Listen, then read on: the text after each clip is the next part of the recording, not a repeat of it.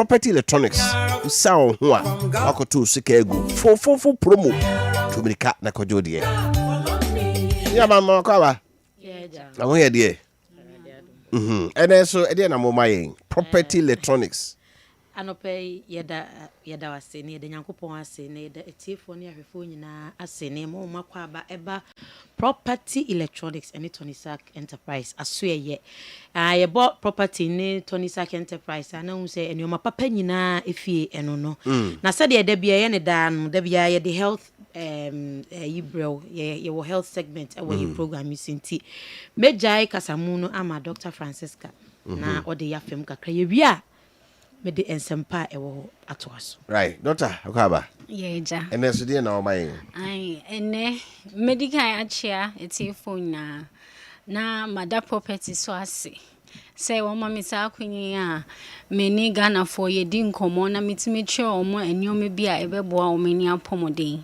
na property de ye set up papa preko enti wo hia ade bia eye home appliance air conditioners chest freezers adie bia ema wa sitna odada sitna ye easy e wo fie microwaves blenders je wo hia bia property say by asure na ene ye kasafa blindness and visual impairment ho na ya kasafa eni yaria ahodo ankasa ema ye nifa kesepa Ghana hasesi a ofa ni pattern bia obenya nipa bako a owo eni yaria mu hawo ena say ye fa nipa 100 bia so a benya nipa bako anani efra na chese ehu hia say ye behu eniyare ahodo a etumi fra ye ni ne ehu kwan a ye befa so a ye bebo ye hu ban na eniyare edikan a meka ho asem anope ye cataract dodo na anim ne say te na ye nim say ten so ye hyede ni ma de property a eye na say ye kaseta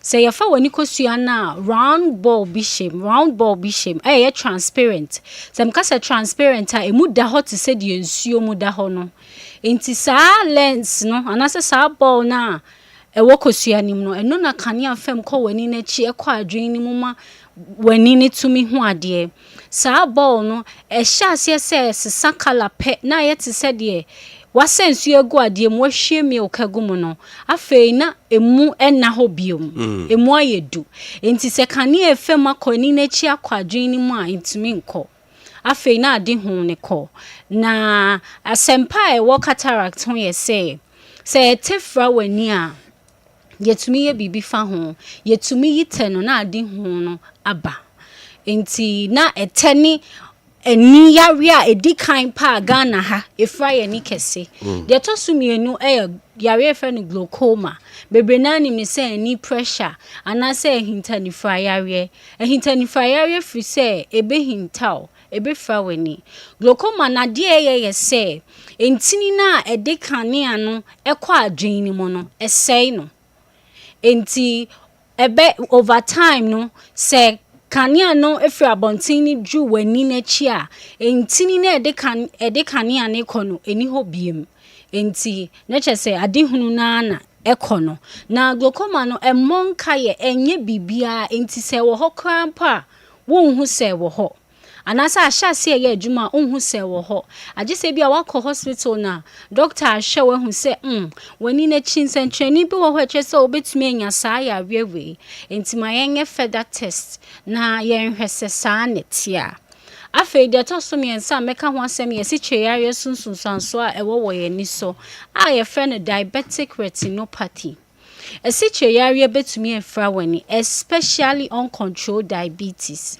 any even omo control no enti obia oye diabetic patients bia ko diabetic clinic bia no routine ubon say o doctor be catch us say kona ko hwe wani if you say doctor nim say esiche yare no e won sunsanso wade hu so paye na eya na de tie ne say enfiti prekope eye time ena edi ya adwuma enti se one controller eye ntentem na your control ni de o slow ni pace ni kra sa ani yare ahodo amabubo su nyina no ebi ani ho a ehya ase a ebo won kaye emma wo hwe emma wani nya wo ya ewo hokora wo hu se bibi sa ahya ase agese wakọ hospital ama ya hyew enti glaucoma kwa ye ka say the silent thief of sight ansa na wani beba ho so say yare bi say wo ho no na nyoman akechi anase nyoma ya akechi enti ene asema me pese tie 40 say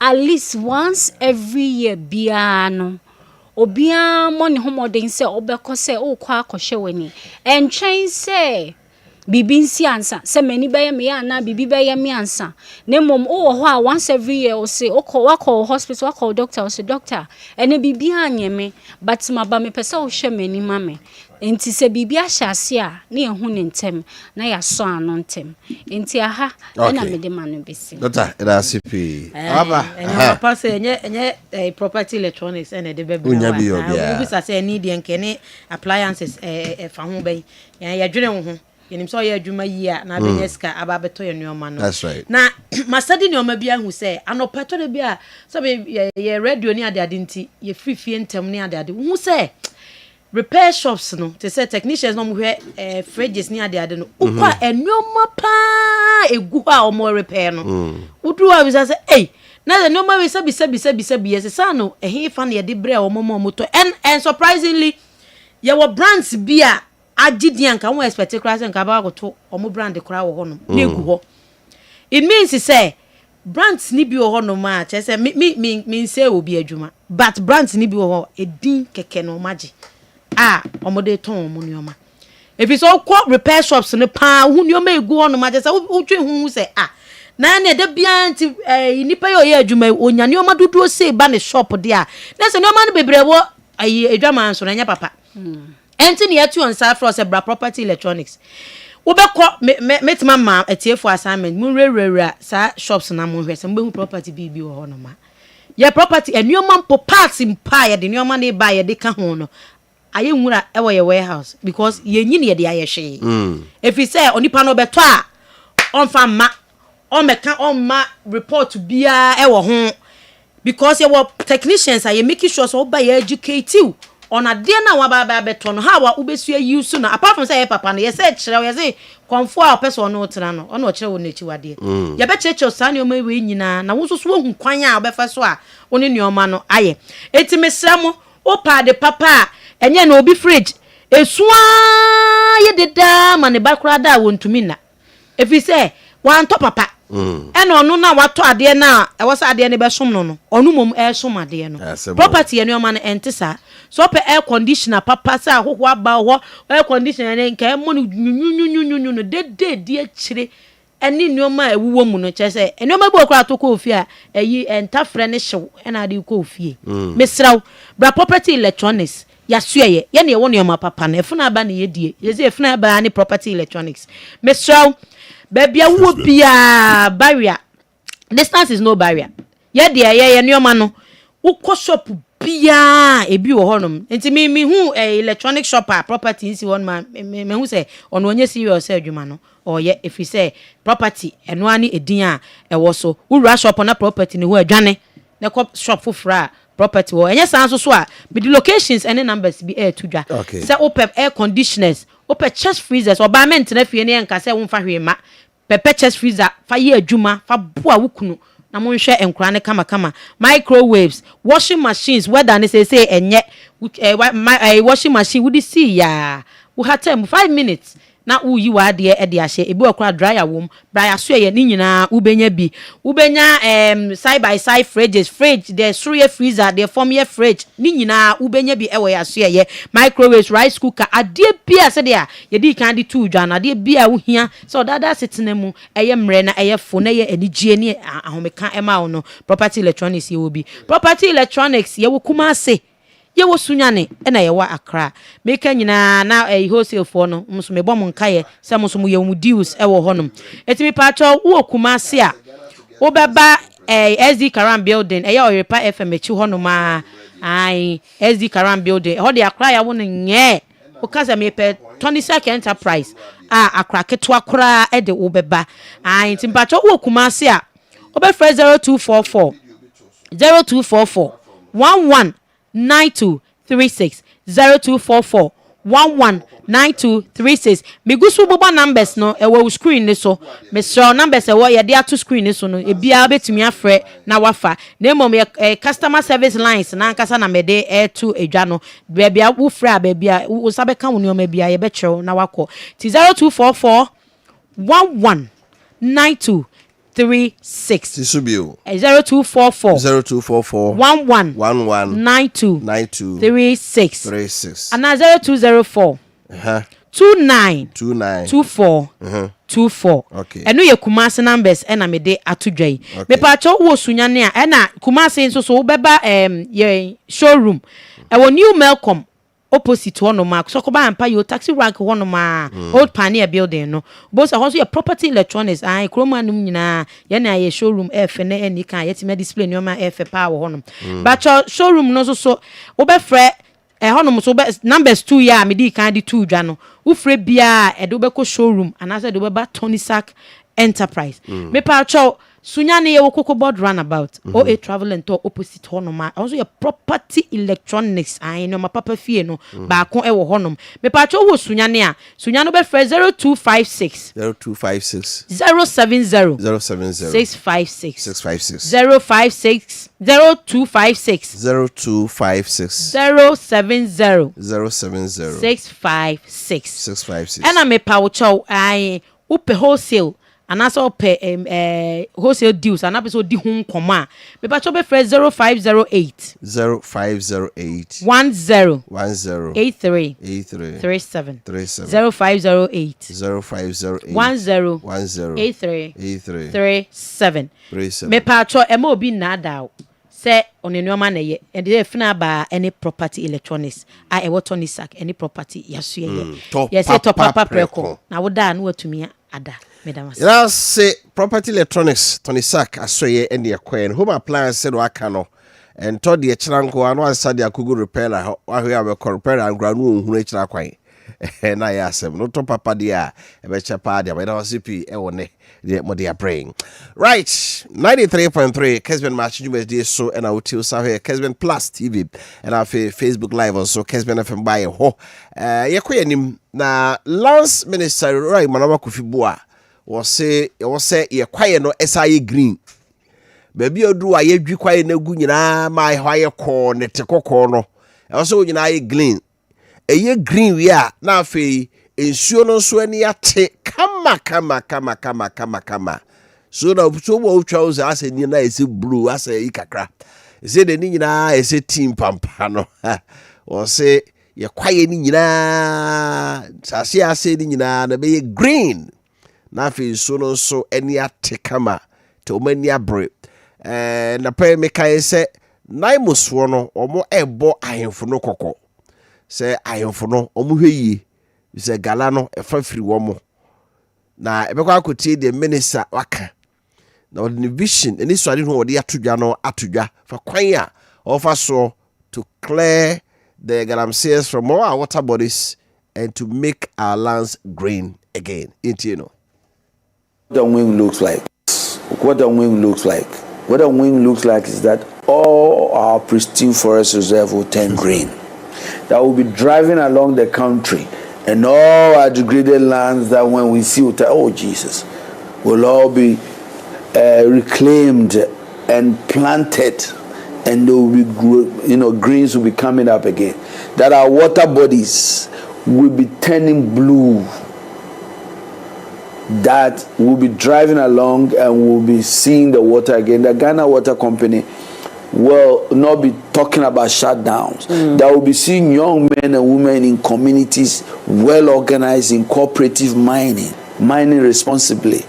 That Ghanaians will be in the forefront of the mining industry, leading the way and making sure that these final resources that we've been blessed with is not going to be a curse but a blessing. For example, I'm reforming the mining sector by laws, by the way they work there, by making sure that the systems there are changed, the licensing process.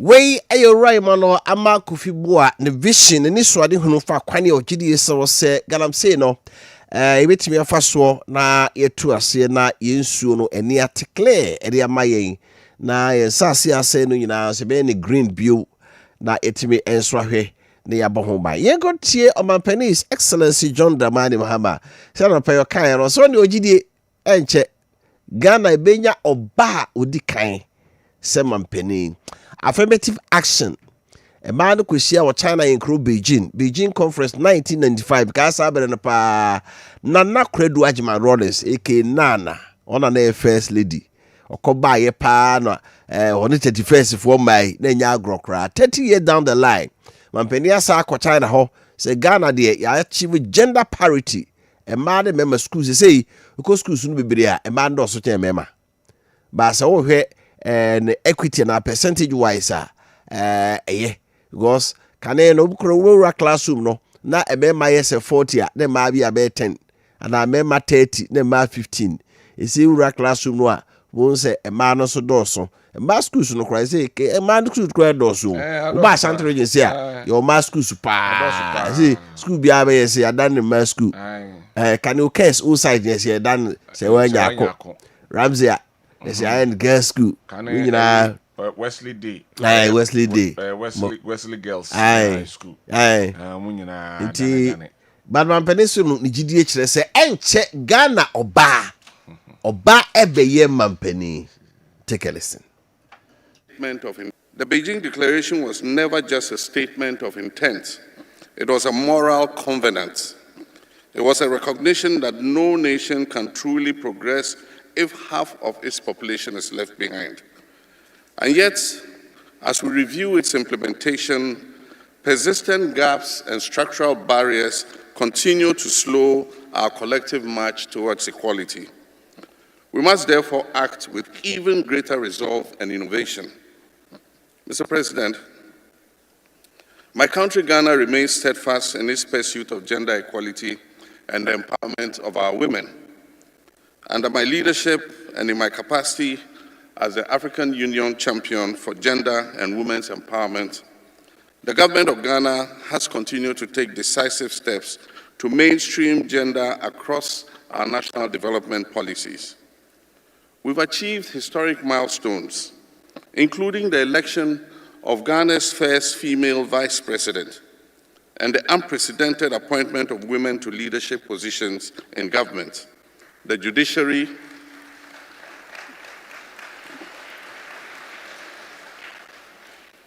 the security services, and key national institutions. These are not just symbolic gestures. They are deliberate affirmation that women deserve a seat at the table of the highest levels of decision-making. And I am confident that in the very near future, our women will break the glass ceiling and there will be a woman president of the Republic of Ghana. The Beijing Declaration. Right, and Mampeni can say the women are going to break the glass ceiling. Just as a man, the Atoshia Maomo, say had the Muntimintra. Caneno, na a man over bedroom minister, parliament, and na Omwapim. And now, Castle Mampena Kufabre Sono, first female chief justice, by on which yenya a ma chief justice me no abeka ho. Unfortunately, the autonomy and sana went to be the term, yeah, year two na dear so. And now, and this year by almost about 2009, the first female speaker of parliament, or by your champion, Mashabe film, and now Omokoy almost about Biono, or my the first female vice president, or my Penesi and Che Ghana, or GD, say a fidie, a man will be a soon can be a bit na afi oba enso abeye Ghana mampeni ama aye. Okay? Over. Is it a prophecy? I won't say it's a prophecy, but a prediction. What predict it? A near future no can be 4 years from now. It could be 8 years from now. But there's that possibility, say Obaba beye the president of the republic, because the man make us say also mampeni koyi Professor Jane na opoko adwuma. A lot of people talked about it. Say a BNC Ghana hanom da. A beden or baba vice president ewa ha. But lo and behold, ono no tenwa and I say ono no abato so ena a history a history was made. Your election must say the winning about a winning with a quantum margin of our 1.7 million voters and a winning. And they a man a school said the 2 Jan. And they Osha school population a man a tram man. Last year or so, near checking a man was school about 52% as against 48% of a young man a school. So money is the economy. And gradually, women are taking rules. Mema na ye mejuma bi wa na yakase we de bema adwuma benei o hwe CEOs o hwe mpanyifo ededa adwuma ku anu a ema no dominate most of them. Yeah, make say enye wanwo say in the near future no ebia 4 years from now, 8 years from now, ebenya oba ono ba be fa Ghana as a mampanin na wedi so. Then that will be the first time South Africa, or some of the African countries we'll call Liberia, for example, there was a female president or Wahonma who did Liberian, and some parts of Africa, you ma umu AD a year on my no name. So anyone mampeni kano kayano.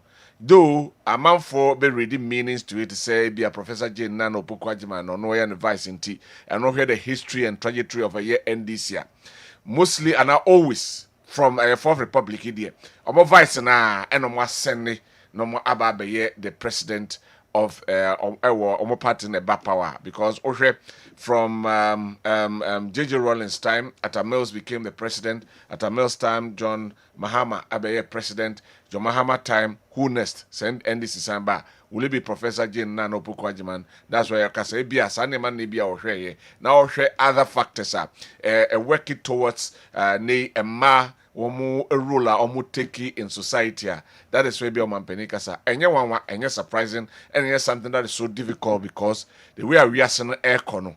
We are seeing a man etiki where memano etnano a man etiki edges our position and nay anyone was say and they say or Baba president and one ewo Ghana Hanum say or Mampenia and yes a be a wujina platform so nay or more correct a year ma baby a room kinti but gradually and I say truthfully baby we are seeing a conody anyone was over bit Baba president or Republic of Ghana. Na me ka galamsi ho asem se nan mo so se omo bo ahemfo no kokko se omo hweyi na omo so ka ho bi cause Wofa omo ka omo dika the enra I'm saying na over the weekend I made a statement of that state you know asase ne ahemfo no dia omo na hweso as the custodian of the land ofoma gudie no eye omampani ana se aban ne dia ba asase na ewo ho no ahemfo no na hweso se oba ene mampohine okwa akurei okazo mo bia into galamsey ho so bia into ho no matter what was mo bia into ho no na sase omo no into meaning say do man hene so make such statement ho no say ho so mo bia into there are other areas a war Ghana hanoma ahemfo no make statement people obey, they don't let it be but there a woman say sometimes as of me so hene eka say ohini bia and say ohini bia itu galamsey wasase so no we should hold you responsible because mo en asase no modia but in other jurisdictions no be hwe no na ohini no sabio wakoje dankasha bi e de ahye ne baabi na chese weyi nani na emeburu no etu minim say okọ atwema anase manso area honum na a crop for memesu sorry tia ohini no because omso mbetu eno hin no sebio no akwa adamudie bi nti okaka bia na enye ye basa ayemfo no de omonan esi fom no maka se yamma sadie no enkoso ewo bebia ewo na amanfo no ebedi so because Ghana ha ya respected traditional authority papa enti se na mosfa ka se ayemfo no ntwe omon firi mu a ne kwan so ano no de omo kasa na bia omotan de to asto ene se enye se bia ayefo no kra na bia omo emakwan but ye kochi obi a na ayefo na ba na we de yesrew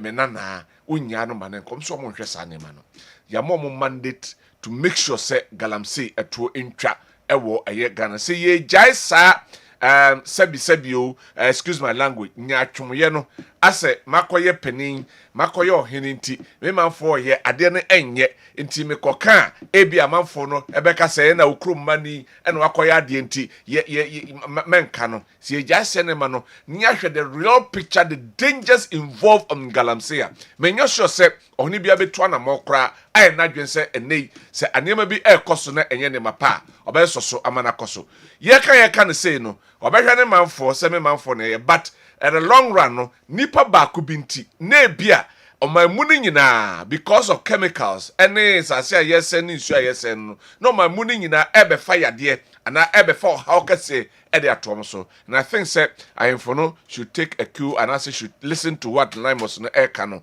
na omuntu wana mo so mo boa ebe mo ko no ayemre because so bia it take responsibility of reduction say ahana me dia ahini me take the reference saying the responsibility say me hwe ama Limos adwuma akoso a ofa ending the hunu ni nansa Limos no adwuma no kra be yemre because I have for no crab take charge so much animal no enkoso na mafe galamse ne yepese yakuna ye de ho afri o how na e de akireba no yetimi enya right when I say epi we kwabro Sudan kwa ono no de ya okano na enra I was a public account committee last week so kaya DC ba akokoi na DC no one in the district DC I wanted what it tamale district and we district no atu baby kra dida openu oko joko mbusum sana senache say magresi amawo say otra so yesi so as a kache so ntimi nya adwuma na okache original minister say ntimi ko and rise busa south so your friend this you ama na local government committee chairman oko e na uran ko tra ho a asem a woka no asem a yebusa no ohunu de woka kra and a public account committee member of parliament or chair ga say era adwuma no hunu so ebe ya untimi nka de ni ya ye kofa coordinating director no meko na asem a wo kan de o ka asem no si so ye tie de si o for the district the team management what we are doing is carrying gravel with the drip equipment to fill some potholes, especially with the main market. Why are you filling potholes with gravels and drip machine? Why are you doing that? Madam, if you don't know what you are doing, let the coordinating director talk. What you are saying is not true. You cannot fill potholes with gravels with drip machine. You can't do that. Why do you want to destroy the machine? You grade and reshape the road. Yes, please. So you are filling with sand. The ones that have stone in it. The gravel. What sort of gravel? But if you put gravel on road, then you have to add bitumen. No, please. If you put gravels alone, the roads are not tight. Yeah, but you So cannot where put. there are potholes and Are you listening? If you put gravels alone, even if the car is driving fast, it can hit the windscreen. no. After that, we use the roller. What type of gravels are they? What the contractors use. Those small ones. Yes. Kessben. Yes, that's if it's like lateral. That's why I said there's sand with the stones in it. No. That's not the one. With the small stones, it can easily break. That's what I'm saying. There's sand Yes. with the stone, and you said no. Okay.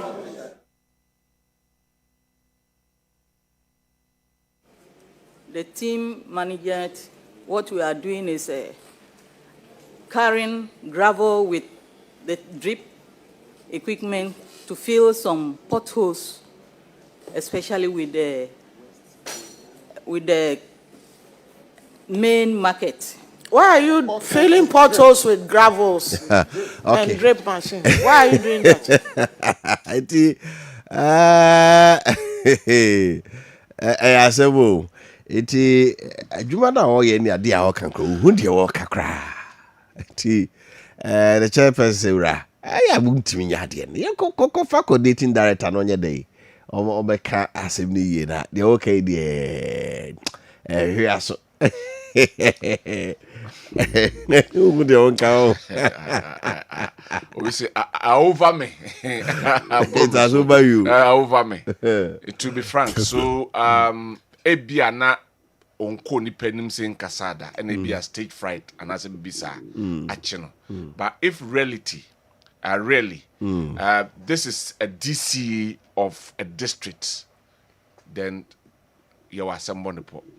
Say enye stage fright ena sebio achino ana sebia on tramp anyfo ni mana on tran nipa domo anim enkasae ana en express bibi na say ena a DC of a district act there wofa ye wo kwantwa se Ghana baby a yakwa kodri na say ena somebody who has been mandated to oversee the governance of a district ebe act here common expression cry one thing at the Emmanuel. How is the person going to look at other areas? A far district. How is he going to monitor? Now, where is Sebio? I hope brief. All things being equal, I'm just judging by what I saw. Give me who you American was all things being equal. A better crow monitor for one I say, and we send you maybe air coso. Okay. Yeah, got here. Speaker of Parliament Nura Ena Ura Bambabe Speaker. Dom Kwabenya former MP Adwasafo ne busua omko speaker ho na officially omko see na yie amamere kwan say speaker major da form onso mra sebodwom ha de me ne wo atra ha che nti wo say amamere kwan so no me ba na beto nti okoye no na babenche se o adwa de oye me ba o oye me ba kra ansa ne ye ba behia e wo mra sebodwo fie ha nti na no no aye kotoro me so aba no a ekoba se me di nkunim no amanfo se MPP fo no adwo asafo na beto ma me enso adwo anto ama me na me busasa speaker aye dey na usa adwo anto ama no so me ni MPP fo omoto ma me speaker so ni mo to ma no ndi o ma na mo tetre mo sa accuse adwo asafo se adwo na oye Judas oye MPP ma ye koto ma baben no o se adwo me ba no so anto ama me this accusation mo de ton so anya no kra minim wo mo a omotoma me as speaker oye na dwuma o nim ne de laila yetie de ura bamba ben okay nra daughter. I call her my daughter because the time I used to come there she was a small girl, so I started calling her my daughter before she joined politics and came to join me in parliament, and she remained my daughter, but we belong to different political traditions. So because she's my daughter and we love each other, even when I was contesting to be speaker, they thought she voted for me.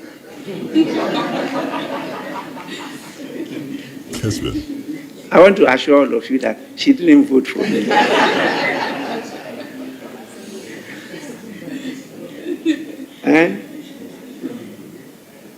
That was a false accusation, and she suffered the consequences. She voted for the position of her party, not for me. I'm using this opportunity to dispel that lesson because it's still hanging around, and people are still using it against her. Because I know those who voted for me. I've been in this system for long. And I know the business of politics. So I know those who voted for me. Right. The speaker setting the record straight. Was it Brian to about Parliament bra? Now the second term, no 2025 General 7 na. Nanka MP for Professor Michael Kwe was our twaso na ekoto ye na NDC for omo candidate ono abababe we BT MPP for anu mudi ade no. Enya adwo asafo ne to man. Onim wo mo to man no. Okay? Was say I know those who voted for me. So was it my business to wanna check? Only parliamentarians need in command. They have affiliates. So. Yeah. They have affiliates from both divides. They know the capabilities of everybody. Our household. Yes, and so, I think yes, that's how our politics should go. Ti ocean the pakrono na few or friends saying or party mu. Na friends in the pakrono or quality so betimi aboa mo my Ghana akwa nima. No, and I think that's how Parliament should do. To also only momo tomano. Yes, MB before take your stand. Yen na kwako twama asumesi anaso bentin. But MB before na bie hu say asumesi anaso bentin no. Wo ba wo mwa ema omamu no entimi enkoso. Na ye hu say bia abambabin ebetimi aboa. Why not? Why don't we go and vote for him? Though Oma defy parties directive say omo kwa kotoma asumesi anaso bentin. But nam so no ben nti. Imso na tomano. And wa ba be chirim. Say nya adwa. Ba adwa na na be chirimu say. Ebra mo ba koto sa aba no. Wo mo parliamentarians de nkra e call Jubilee House say mo fa ma kokwe mabio. E no mo so matiase. But e kodru wa ye frɛ omo no. Na ye ka kire omo say ma kokwe na e da de ko. It don't be I say mama mo fa no ma o. So no dem ba de a yo. It according to Adwo Asafo no. Also de ye kan ye no mo che say 139 136 say. Adwo Asafo say enye no kre. Osinya no kre. Mo na say that tro no sa. But so mo kan French mu a, ka mo say figure no be bro be 10 difference. So mo be tukra. Ose brosa. But omu say o say tema East MP e no kofa bi ekowe ya muntaka chesi no. Yeah. Or say I did on kind of French moi. Can yes, 2-3 votes difference. No, was a cabin and you say bank. I was already no my son warning. As I no caution. Mamma Fanem, what in the bar? You got a nickel say, oh, yeah, dear Jayo, yo. I just say, someone that you got some kuma cry. Indeed, we am the question here. Enti the Adwa Canada sada no say ka vote margin be ye krakapa ma be Ghana for wanwa and also by ya ko bi ntimi nkasa Adwa go say na e be 2-3 votes na wa so ni be ya Adwa na Kennedy and them so Kennedy so ka ho go say Kennedy da mo kono na Kennedy ni say asum na no si I don't feel bia out be no you know yes that one was bia on ka but say that margin by who say bia be 10 because hey there's all mo do so na ka mo tente mo sa wo Adwa so ni no na eto atwa senyon wa ye ko yo nunyamfo osai SB entwi ene ra gift your worry charges attorney general e de abowo mo fa national service asweye na omoye adwuma won se be de jaga na say ghost names enipa ye hu omo da bia omo ye nsamafo so so a saman timeji aketua na wakwa akodi ama yeye na say saman fresh. So, yeah, 26 months no. Someone fresh. Now, okay, Attorney General statement na mame poto na yenchiremu kakra bi. Was the Office of the Attorney General has filed charges against 2 former top directors of the National Service Authority. This comes on the back of the corruption scandal that allegedly defrauded the country of about 653 million Ghana cedis. In 2 separate court documents filed at the High Court in Accra, the state accuses the former executive director of say SB MP and the former deputy executive director Gifty Owaremensa of orchestrating 2 distinct schemes that siphon public funds through ghost service personnel and fraudulent bank loans. Osei faces a staggering 14 counts for his alleged role in what is one of the largest financial loss cases in recent memory. The charges include causing financial loss to the Republic, with the flagship charge accusing him of authorizing the payment allowance to more than 60,000 non-existent national service personnel, resulting in a loss of 500,861,744.02. He also faces multiple counts of stealing, totaling 8,256,000 on specific dates between August 2023 and May 2024. Mr. Osei is further accused of misusing project fund by authorizing the withdrawal of 106 million Ghana cedis from the National Service Authority's Kumeu Farm project account on 5 occasions without spending a cedi on the project. The state also alleges he committed money laundering by transferring 8.26 million directly into his personal eSwish account and taking possession of the funds, knowing they were proceeds of crime. The total approximate value of the offence attributed to Mr. SSB MP is 615,117,744.02. The deputy director's elaborate loan fraud. Meanwhile, Gifty Osoware Mensah faces 5 counts, including stealing, willfully causing financial loss, using public office for profit, and money laundering. According to the brief facts of the case, Gifty Osoware Mensah, who oversaw the NSA's finance and procurement department, allegedly engineered an elaborate scam involving an NSA's marketplace platform, a system designed to provide hire purchase services to service personnel. The prosecution alleges she took control of a private company, Blocks of Life Consort, and generated a list of 9,934 ghost names for the NSA system. She then approached the Agricultural Development Bank, forcefully claiming her company has supplied goods to these ghosts and needed a loan, using their non-existent allowance as collateral. Wow. This led to her orchestrating a loan agreement between ADB and NSA, resulting in a 31.5 million disbursement directly into her company's account. She subsequently transferred over 22.9 million cedis of this money to another company where she was a director. Some of the charges the dorsal.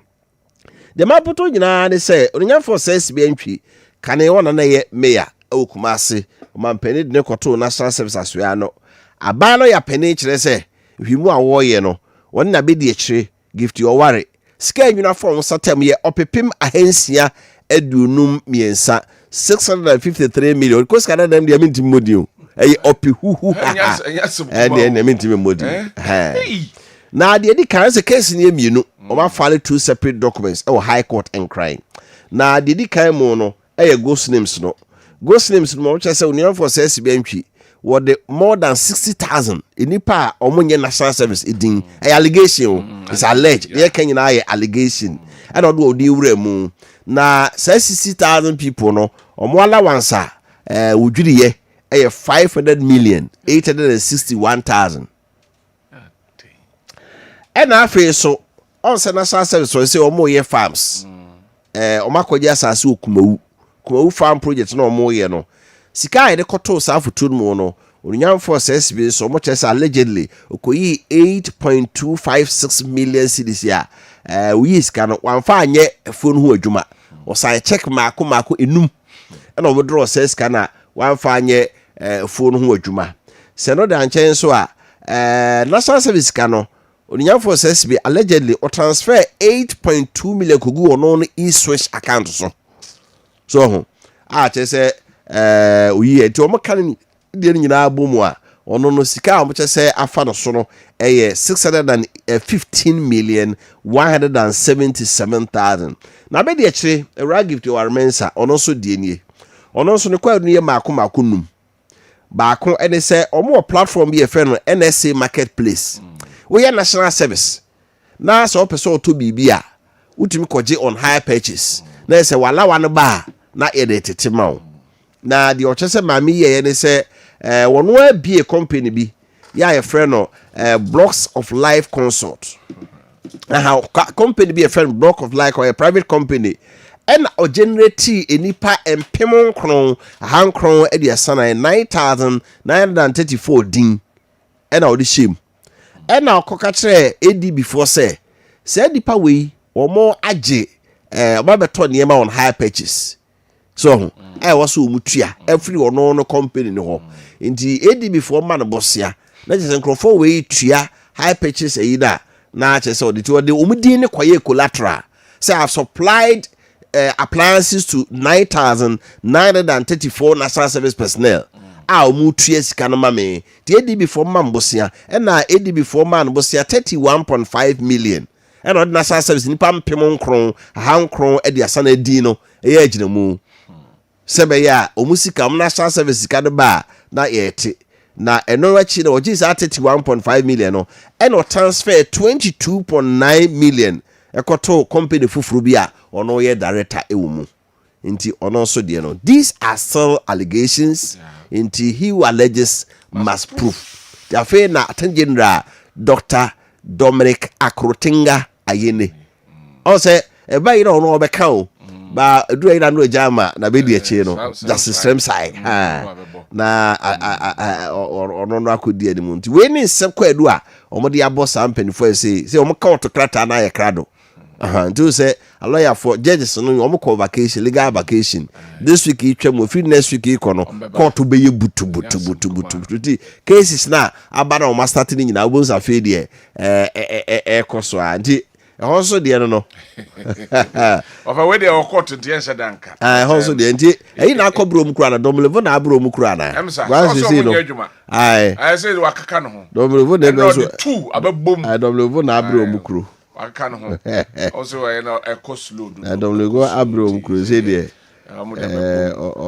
confident no ho na we so ho ti ye hwede ye kwa kopiem ho wo court nti of ayen shada kan ho ase ye ko jasomra ye ko jasomra na fe ye di hu komo right but ye to so e wo hanom say MTN say everywhere you go bebia ye yellow na chese ye koye nimu ano no na MTN say wamodwo ho o ye customer wamodwo ho papa omoda omonna de bi omo innovations ebeboa ema de wo ye no etimi akonanim tinai womo adwen hwe ya no mu se no amanfo epta report so mo chipohye nyina se wo yi no de hyem na afei wo to betwene na mo wibie da bi ene nyina e wo health implications tinai o madwene ho no makase womo ede yisem eba yisem no de je se wo mfa chip enfa nhye wo fomu enya de ade chip bag ebese ho no label no MTN chip bag na chese sen ho wokwa na chese we chip no bi di ahye bi a wo number open no na wo de afre ene dial star #06#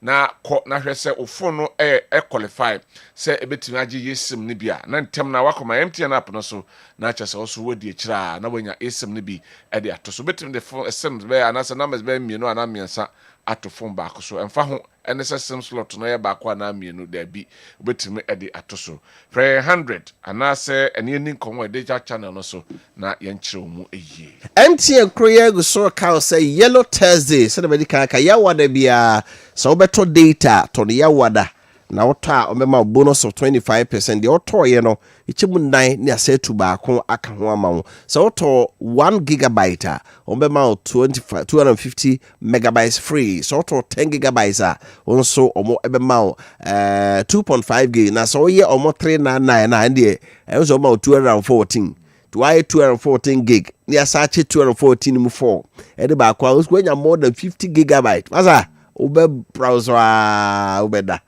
so yellow Thursday do yawada but star 138 hash and also come my MTN app no never momo eto with the momo eto na aju bonus so masa ma ticket say da bia opibia no kotra silver bell cinema o akra ne wasmo na gidwo ho na kache sini we mu nyima me na oba kumase so a golden cinema na akotra kumase mo na sini bia opibia no e dia me double bonus pa yellow Thursday ya wada ebe to data na ju bonus ka ho ma yamfanto anim ese Confanoti Teaching Hospital Oncology Directorate ene Mayo Clinic USA and Ashanti Regional Police Service and Omakabum say omo ye decade of breast cancer awareness work na ye to mountain afa aye mountain so street aye principal wo Kumasi near abodawru amanfo ehunu say breast cancer ne cancer hodo no edaso ho na utimi ebomoden na ohun ntema na chese etimi esia no enso ede amam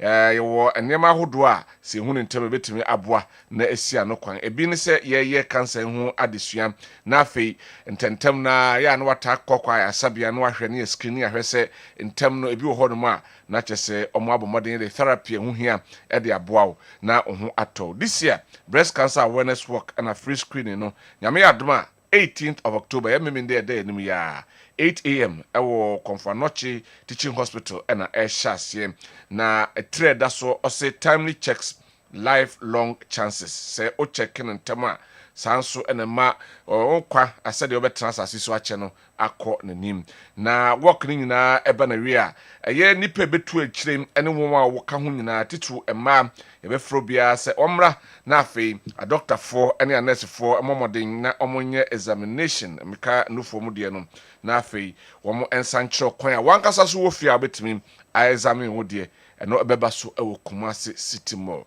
the 18th of October nyina yetu afa monte so na yagbo odewuru ese breast cancer ene cancer hodo no eda so ewo ho uhu ne ntama timi esia no right Kessben Got Talent se dey kan kan we eya kansi bia ebama wani ajepa ewo Kessben television so na ye mofra no nyankopon de adoma chede bi adua wo mu ye wo se yi na di kire nom no nim trotwe no nim bo asa no nim so sini eno behunu yi a ni nyina de wo ye de ahye nyame ne se de Paul kan no wo se mu didi o mo no mo ye bibiara o mo fa ahye nyame no nyam na the maiden edition de di kan kra Kessben Got Talent na fi kra na ahase ebema mo sua bibi na wo hunu se wo ba no so de hunu se wo timi ye no ye ngusunsuo na wontumi nyame adom a adwada bia anadwo no nwotwe wonsi yi nkora no de omo ye ne kire ya wodan so bo no miensa awia no ne asanso asiso ebiewu eno nti bo mode ya so ba tan bia behwe bie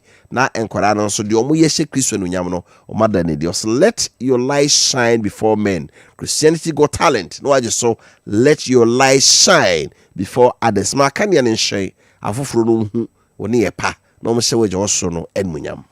Kessben Travel and Tour and I see to anim say and never kwanto nsem no sen ene tie wiasem hifa na wo kro e abefa wiem enko adia mesrew e kwan kro abetimi akọ no yie e so do ho bebo Kessben Travel and Tour na afi yenya hyehyeye ahodo emfa emma wakwanto ho afutu ho akwankyere fa bedan ye be kyerɛ krogin na wakɔ abasomdwem abonibia enkan afi eye hotel na pesa reserve na ticket na pesa reserve ni nyina no so ye be di ho adwuma e de amount flight no kra no time ben na etu ebre ben ene bekɔ ena day ben ene bekɔ ni nyina no o de bedan ya ye be ma accurate flight schedules no no hu said ye etiem ye said ye be betwem kra say ne ye sama ticket on credit otu kwan na ope ticket e de etukwan sika no o hwa emwa de beto ticket no nti ya amwaja ya menya wate bra ye ndwa ticket no ma kodi udwuma no ba ehye be ye wo hono na wadi so your Kessben Travel and Tour check kwan first floor that house edum Kumasi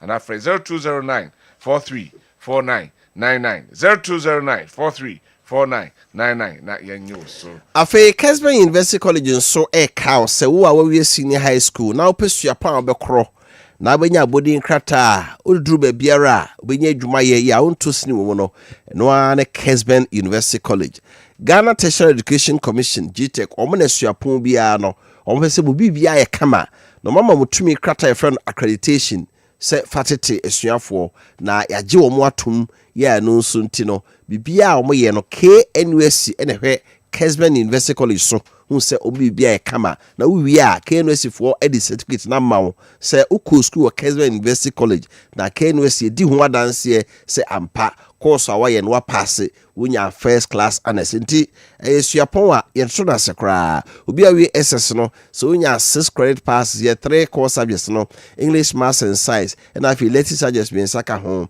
na se wonya mfie du nunu mu a we mature student or qualify so ko university wo bra wo ni SHS aboni papkrata bia pe form to be to e wo multi credit saving salons nkrabata bia wo Ghana ba bia Kessben University College no o main campus wo adum abosana ne aseda house na di nhwe mu na afi Kessben Media Kumasi adum aseda house a na nkra Kessben Twin Towers Kwame Nkrumah Circle programs o me ye no de edoso o me business administration, accounting, marketing, human resource management, banking and finance. Omiye BS Information Communication Technology, Computer Science and Entrepreneurship, BA in Media and Communications and Century Jumano, Operation Radio, and Kuwakata, Print and Electronic Media, with Public Relations and Advertising. After BA in Politics and International Relations, BA in Public Administration, Leadership and Studies, NRV, BS in Nursing, Midwifery, Logistics, Procurement and Supply Chain Management. Omochre.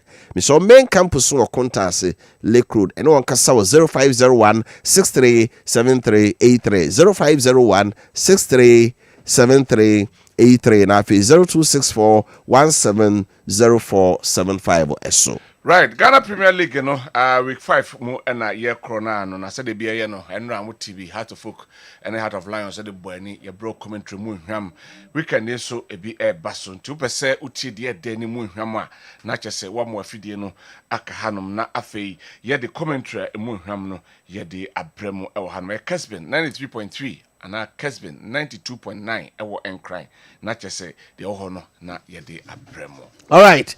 Enche bia na bejafo no etrase na ya sase na ye di enkomo se kwabra winter kan do kyese anesefo no nyame adu by November bosumi aye besimi obia ketua na akamu abosumi nkura abosumi du no ebeba o se afi so aban be sase na wa fa bia kan but no kan bibi say about 74,000 of them in ofie aban timi fo mu nyina sisi a I said, you see, and I said, the clear backlog 74,000. Nurses, health workers. Yes, so say, Monqua. Maybe what the teachers not come because the nurses inquire 74,000. Hey, that's a meeting come here that more any other nations say, yeah. Collabo na mo export to be alcohol minim de ho akwa bi san komodi no ye nyante ho bibia bio say omo ye na say backlog no ho no ma omo nya no ntem on fast track because obi hia ko other nations omo so hia nurses ba aside say omo man nurses na dwuma ye no be sign the foreign inflows aba Ghana dollars no bebre beba okay dollars na dey show you see you no say e be kwa bebre ba be count so omo erefia me kai wo mo say still that so ho nti omuntu ho na mo because me say man for bebre ehia Ghana and nurses na se for na betimi abo amane ma kona nim right enra man for ye wa Asante Mampon atadwufo wa omo atede ene say Mampon traditional council ya Mampon hima edi animu se de amamrete no omayi rural Leslie osei bonsu se ono Leslie Nkansa osei bonsu se ono ena da sebre osebunsu akwa kura no oba besi na nemu nti na yi ni wie na wo hwe ewo TV no so no ena afei omode ne kire ya afei ena odbe kokoto fi nti de esi ho enra enedai ya maami na neja kumedufie wato ne sa afre ye be na wo twemi enu ni kwan to wo ma na de hie nyina se wo a wo pa mampa ko ni bia no fe ja to abra ampa yo nana ya se nenu na wo de hie ye ni nyina no bia de hie bia de ja to abra enedai ena ono an kasa so obeyi ono an kasa ne ba obetimi ne na bu mampa man eni obia se wo de hie o se bonsu o se ono na emra metena ono an kasa no wo fa akonya so na adwumadi a na o se bonsu otoso mienu edi ye no ono so aba abetu aso nti enedai enedwoi ne ya kasa odehie osebonsu e no ba befa no fotuo abetu ani nyuma pa no so enti nana no mo ne ye mo da mo me mo ye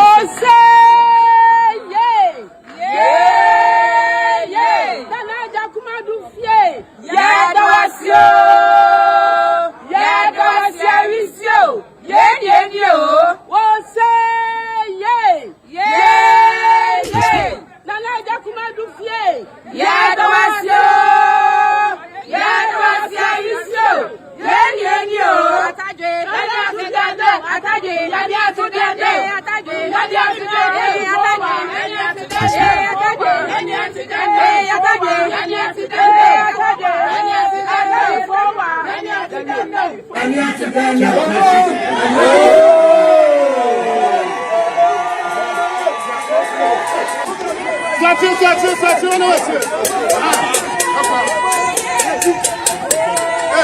all right we Leslie Nkansa osei bunsu ya ono ena sabre ya pa no se obeye Mampon hene sabre de otipatem na se de amamrete o de be ba kotokofie na o na bekere Asante Menwura ne ho abakosem kakra ye watch se ye wo no owo no match obenembo sme de tosudu nine e wa fimpim afe apema hankron edioson 14th of March 1974 that's also see fast when you fie edunum baako 51 ha na oko school e was City of Kumasi school basic no we no call Prempeh College ena ko KNUST koye BSc Geometric Engineering.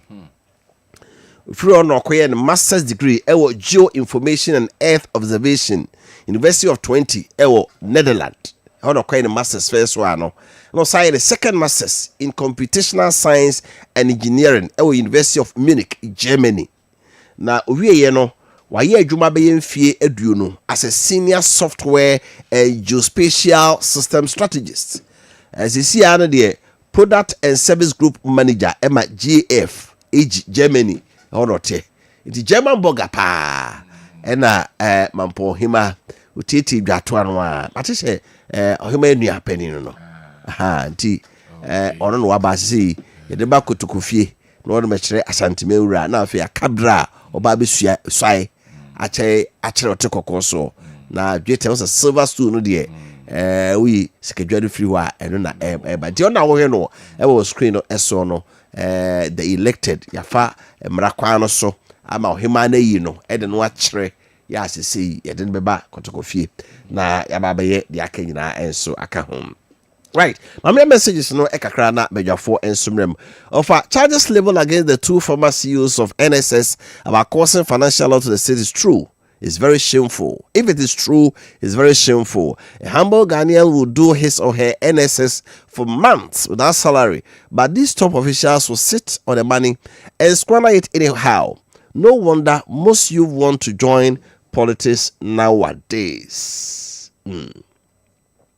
Benji from Sewa and Fancy and all the way and so a buyer watching live. NDC are doing a great job, but they have forgotten their grassroots. Greetings to Wisdom Osebu ama NC for Atremawa Vyasa Unja Binio. Come do now to Wasik. DJ Appiah more from Kumasi Swami. During the MPP government era, within 10 months, former President Nana Dankwa Akufo-Addo introduced free SHS. So let's intervention they have introduced within 10 months. Hey, Brofuni. Okay. Right. Lawrence Wacheke Buche from Asinia Asorin Kwanta. Honorable Brian Champo has the ideas and solution to make this country an enviable place. He's number 2 on the ballot. Nobody campaign go MPP Prime Minister. Good morning. I'm okay from Bantam and Senate West Street. Fellow delegates also so be campaign they are connected. They know a campaign na mguso moye. Okay. Teacher Kujo from Tapanya Suso that Amia is the best that the MPP has to offer. Also be campaign they are nipa. OPK Patriotic Voices from Goso. I say regards to Dr. Legalization by Omia incoming flag bearer of the MPP in 2028 and Mr. Maakye Jare Isaac. Mahama and NDC deceive Ghanaians for power with a promise of 24-hour economy, 3 shifts or 3 jobs. But now can't even pay for nurses and teachers who have worked for 10 months and 1 year. They scrapped 2 workers' car allowance, termination of over 40,000 Ghanaian appointments, NDC never again. As until the so far, maybe President Mahama say LGBTQ no asem so akosi say and a 24-hour economy no so akosi say if you say okay say DBL fo be ye adwuma 3 shift nenso me hu ono de ya ode aba enso eno no right ma me fansia na memra bedwafo no eso na ye ni enko na J Perez ha we communication team member for the opposition New Patriotic Party can no power can ruling New Patriotic Party opposition na Naije ha Sarah so na mi amenia so be bye wa ba hada de ba onya emehia beta na ene dikai na onso ba Isa Abdul Salam the regional secretary edema Convention People Party CPP Abdul Salam Isa so ha Sarah enso na Isa Yusuf Gani ta friend Malam Isa ono so na nabaya wo power nabaya na ba he's here to join us ibedinko nana akwaba over na hoye adom ahweye ye wodem papa megidi sa won so ho ade ne ami adom ye da chede ampon kwa mi ase to butum so ye nyankopon adaroma Say to me, I dear chin dear. They are. I had a bedidi. So I said, oh, na mama mumu bibi salama samana. Mama mumu bibi ko yi okuru mu. Nti ofa. Nyankopon ne yeda no. Danyame o. Oh, o say kuro bi e wo Kumase a. Danyame. Friend Danyame. Na ba ko so e ho friend Danyame. Dayaban. Nti Danyame aban we dey odo ko dan dey ne. Obedu dokno kwa. Because president mama mumu we dey. Bibi en ho ekoyi. Sao. Ono kura ne party for no kuro mu sukura chen. Ye dey see ni abemu ne Ghana for tie baby. The party for no mu super. The ubi phone yi ni tum say abon se omba from ye dey sa. Nti aban we end this aban dey bibia nkoyi. Bibia enkoyi from crin to cran. Party na within party for na obi akasa. When who ye Joseph Yamin post to be nana. Ono so dan nyame o. Because aban we wodi no hu koto no so aban no feel no. Nti ono so dan nyame dey na over. Ye dan nyame nti no. Aban we dey me family into no so there be. Ono ni hihye papa bia de ma Ghana for. Na the nurses for kresu. Andra Malamisa menini ko share baby a wo super nurses for me say oba patch all there I don't know. But nurses for just obi esu okro we mo. Menim say tewufo no. Oma resolve your strike ne dia. Ozo omutifie. Omo se omo nkon ne nkochina. Omo so epa keche ntumo. The year wo krom ha ne say aban kachire adwumayefo so obetum 10% na ama wo mafie. Na obetum 10% no. Of our own say watonkania boom nko 20% wo kro we mo. Watonkania boom every blessed day teachers scanner aban ne di 10% no. Wasan bro mo kra sanje another 8% fi Ghana for adwumayefo. Okay. Nti aban we dey ever me ye den ko dan. So what to say. Salam. Ofa. Agaba. Ofa. Na ho ye dey. Me hu na che. Ofa me mu ache. Ya me ta shop pa especially. Sure. Anajo yo shua me. Yeah. She na ntimi sha ba ya da me ase. Bia kama. Say bia koso. Alhamdulillah bia koso. Enra me say okay, oda ye be ho chi. Ya ba be din komo. Right. Nana, I'm just saying through so. Employment issues. Unless if we any prayer demonstration.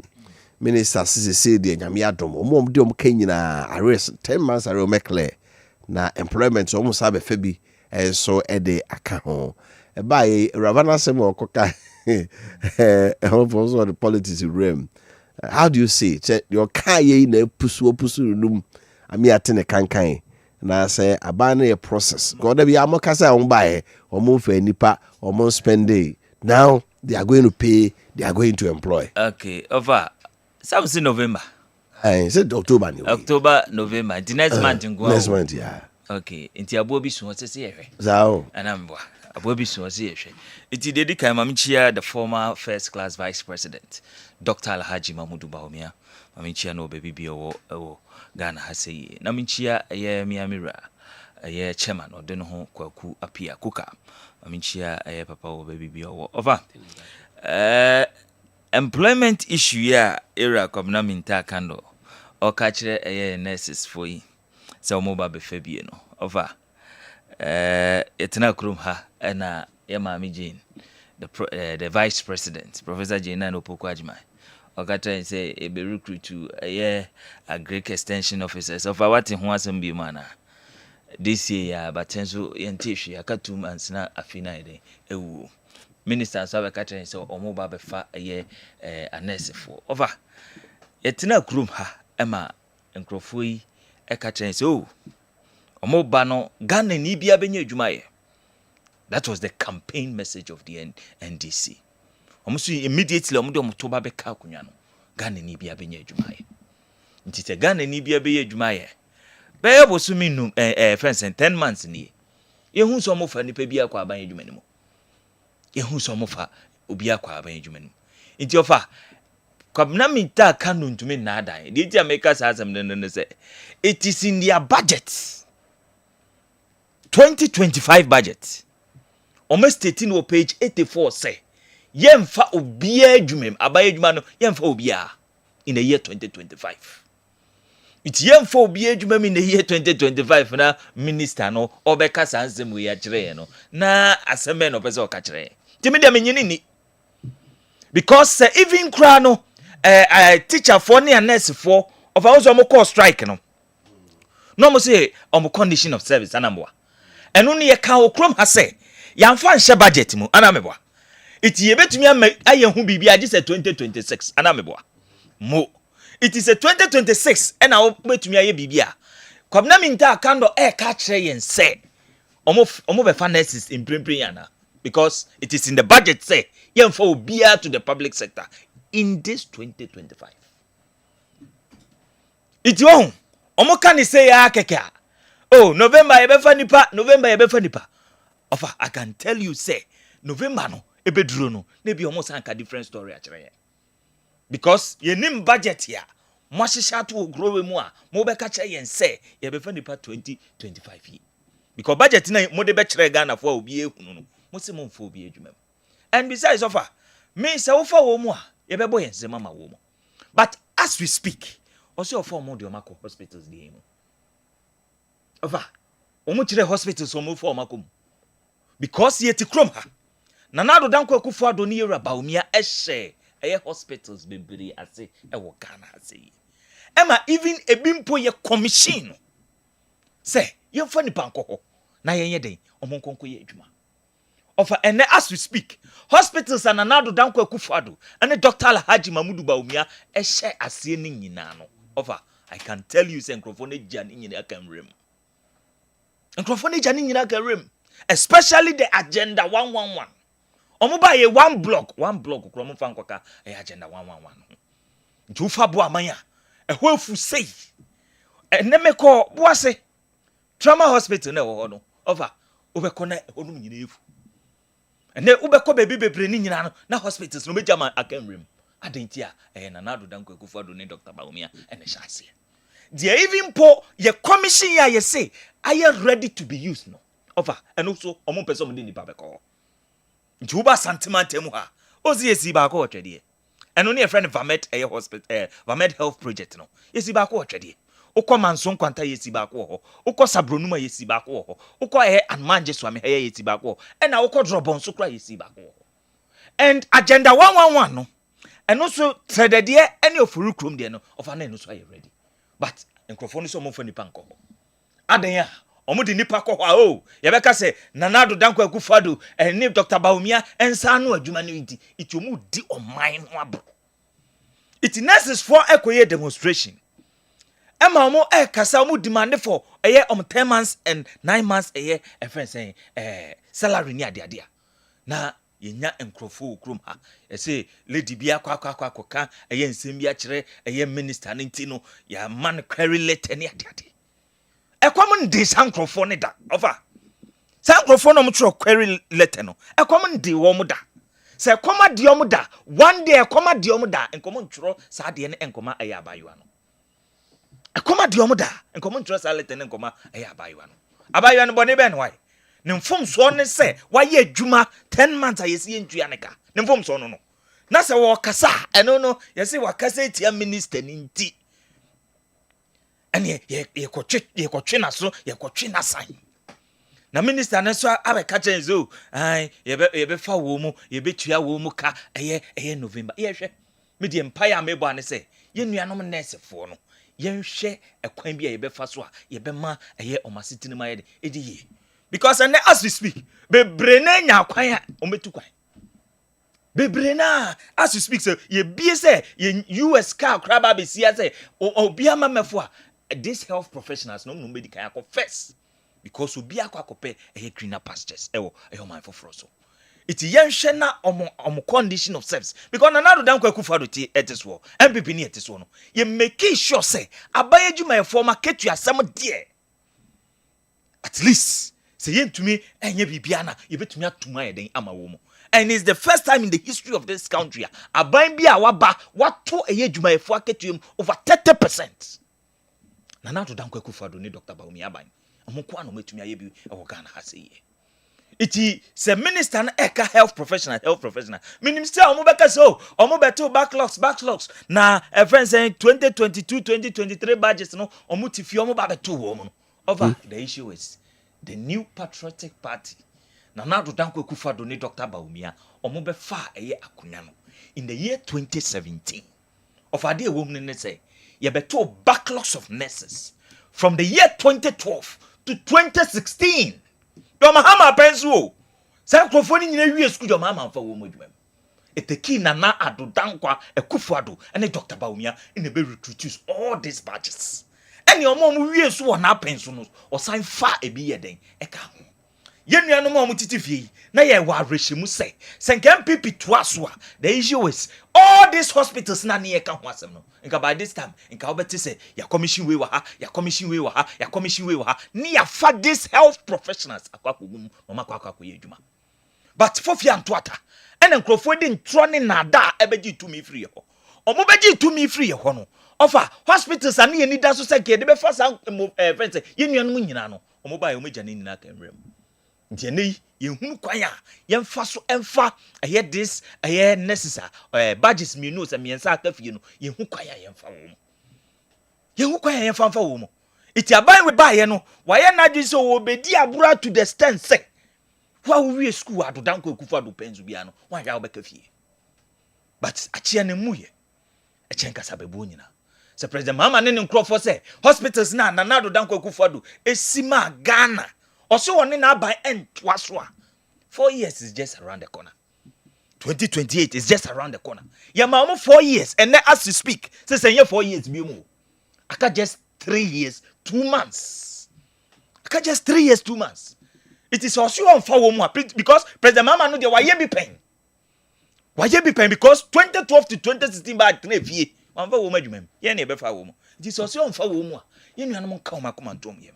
Ye ya ye wo ye ba na ye to ni din agenda 111. So mo so mo complete ya. Ye be ba na be complete. Na say afa kwan so ai den afa mo adwuma. All right. Because ye ti aban mu no it may recruit these health professionals to the health sector over 100,000. Okay. That's this health sector. It is a president mama ne nkro for some for omo. A nurses for a health professionals ni nyina no. Femodi. NPP sambe biom. Ye ba ye be famo. Right. But that's it. Naji. Salam. Over. Aha. Interesting. Like say omo ye while teachers the nurse to aso. Fe dey see before be to your marriage. Say ade I tell you. The for adwuma Ghana had here. It's all come kakra. It was also in check. It was also a check. I've dependent time I found. Okay. My main chair at Chief in Asha for now station. Now I'm in chair, energy. For them, chance, my few pound. Over the AC now, and be a politician. Yeah, she share fair or just saying for Yejuma. I'm running as she share, but of I am for Yejuma. First, we be a Jumane catcher say, prepare hand over nota. A cabby which I will say, from now all Elcon, until me she be money ye. Maybe I would dear bedroom, Tron some nafato. Confirm me because if I'm on at an MPP last year. The Fabus I will say, Oko share a Presidential Transitional Act 2012, Regulation 6.4. Say, I was a president, 3 ministers in Ano. Amu hand over no to and for my Auditor General 1 month before even election. One claimant before election. Just say some November 7 for no. Ego pin December 7 unto me biom and 4 BH the wire from January 7 for no. Office until the 4th year November no. So hun krata for comma Auditor General. In between that time no, with the office one mum, you don't take any decision may engage maybe. Because him the best after that no. Say me dum na to abana wa usa wini a. The person ka wo ye no na wato aso. So me for ba na no so ahase. But over most of the times and I'm election ti. Edu October, November, December na e kwa pro ye campaign. Na as me ba o na se for mujuma your backlog of teachers. Ejuma for your for mujuma and am se pe vote nti. Ye hu so mo do so meto to aba man say me for mujuma na mo to aba man. No very well say nipa me for mujuma so find that policy of and a program of your friends financial clearance. It might take a month or two. This offer be October and November. Ni sell the permission share by January. By January no near Bemua. The Obama no the bed abatono. Okay. Because number one, what the time of phone Jumano, it's not captured in your budget for that year. Say you no bet 5,000 6,000 10,000 nurses and no budget him. And we say me yeah, no matter about my name next year, I don't know me win election now. My say I de atwa moka. na we na we na wo lusu a foforo ma ba na so fi say oh I dey mba yi krofa for my adwuma me plan after me budget first year me pesa me hold me fiscal discipline me pesa me spend ska bebre pesa me say na me ska na da denti me twetwa me na ase to bi kura na party no feeling bi say krofa for am kura na amunya qualify e party ma say betwa mo kakra na am fi say you na am enye una me na for my adwuma am say to ba ma buy na because ye kro ma de of a nipa kura twa salary no na odwuma be out to abafa they don't look at the adwuma why you odwuma be out to abafa. And the all way in a contributing factor say, and she shana and to one and so. And for this was the first time. If you don't be to the backlog of this thing, Jama, Mills okay, President Kofo exiting or pass say single spice salary structure, Yentia. Mills say, hey, I do it because with my first year. No bachelor me, Ghana from Fachami, 1 year. Na Sani Edeko. But listen, a Bassana offer. Or no work at a day, on the other I won't tell you. On the way in Juma. And from day one, as a abano where you say we take asset and liability. Yeah. Oba no two languages what them. Over two flag staffers what them. Equinish about him. And this over two bed in Joshua. Also for swa. Yes, so in as president, you say, Umbeto from Gua, Umbeto to challenges me. And as a government, when we come, we take both hands, say, I am a mesum. Because we can't get for say, I'm for management and mayor. But offer to allow obedience and a human irony between life and death. Any little emotions and our bad feelings be able to affect patient now down. Of imagine so, next be our debate now, so not why and as you come in, said upon the D. Oh, baby, you cry, feel I say, and now, but I'm between me rent car, own them in the bell. Next, unless you could a punish of the wall. Concentration be a pan of all. It's for all these 10 months, yet the woman nurses, ye endanger life, democrophobia. I shall much and I am mutim no mhwe am hwe keke because nipa na je so twa no afa ya sampa na fa unim ade am me ya kase ne say Minister of Labor papa Idrisembo Rashid Papu yeah because so ministers cry ntua moka was 9 months in 2 minutes anything yes mu minister bia ye ntua kana jitum but on phone or foka on top of true na say ntua kana ana pa foka obetua trotro sir obetua rent minister be na dan fie o dan fie on na pe Minister Biokrana, he doesn't need to be paid because already or MP at Chanaka. And this is a top up on my idea. So yes, someone goes or China out say, Minister Squire and Chamoka. What but to be awareness, I call like it, what could school be a wage for 10 months? I buy and find a jumu because government in a continuous animal say. And this is about to say, it doesn't matter say you want to find, or to say sanatia, you should find a way of managing it.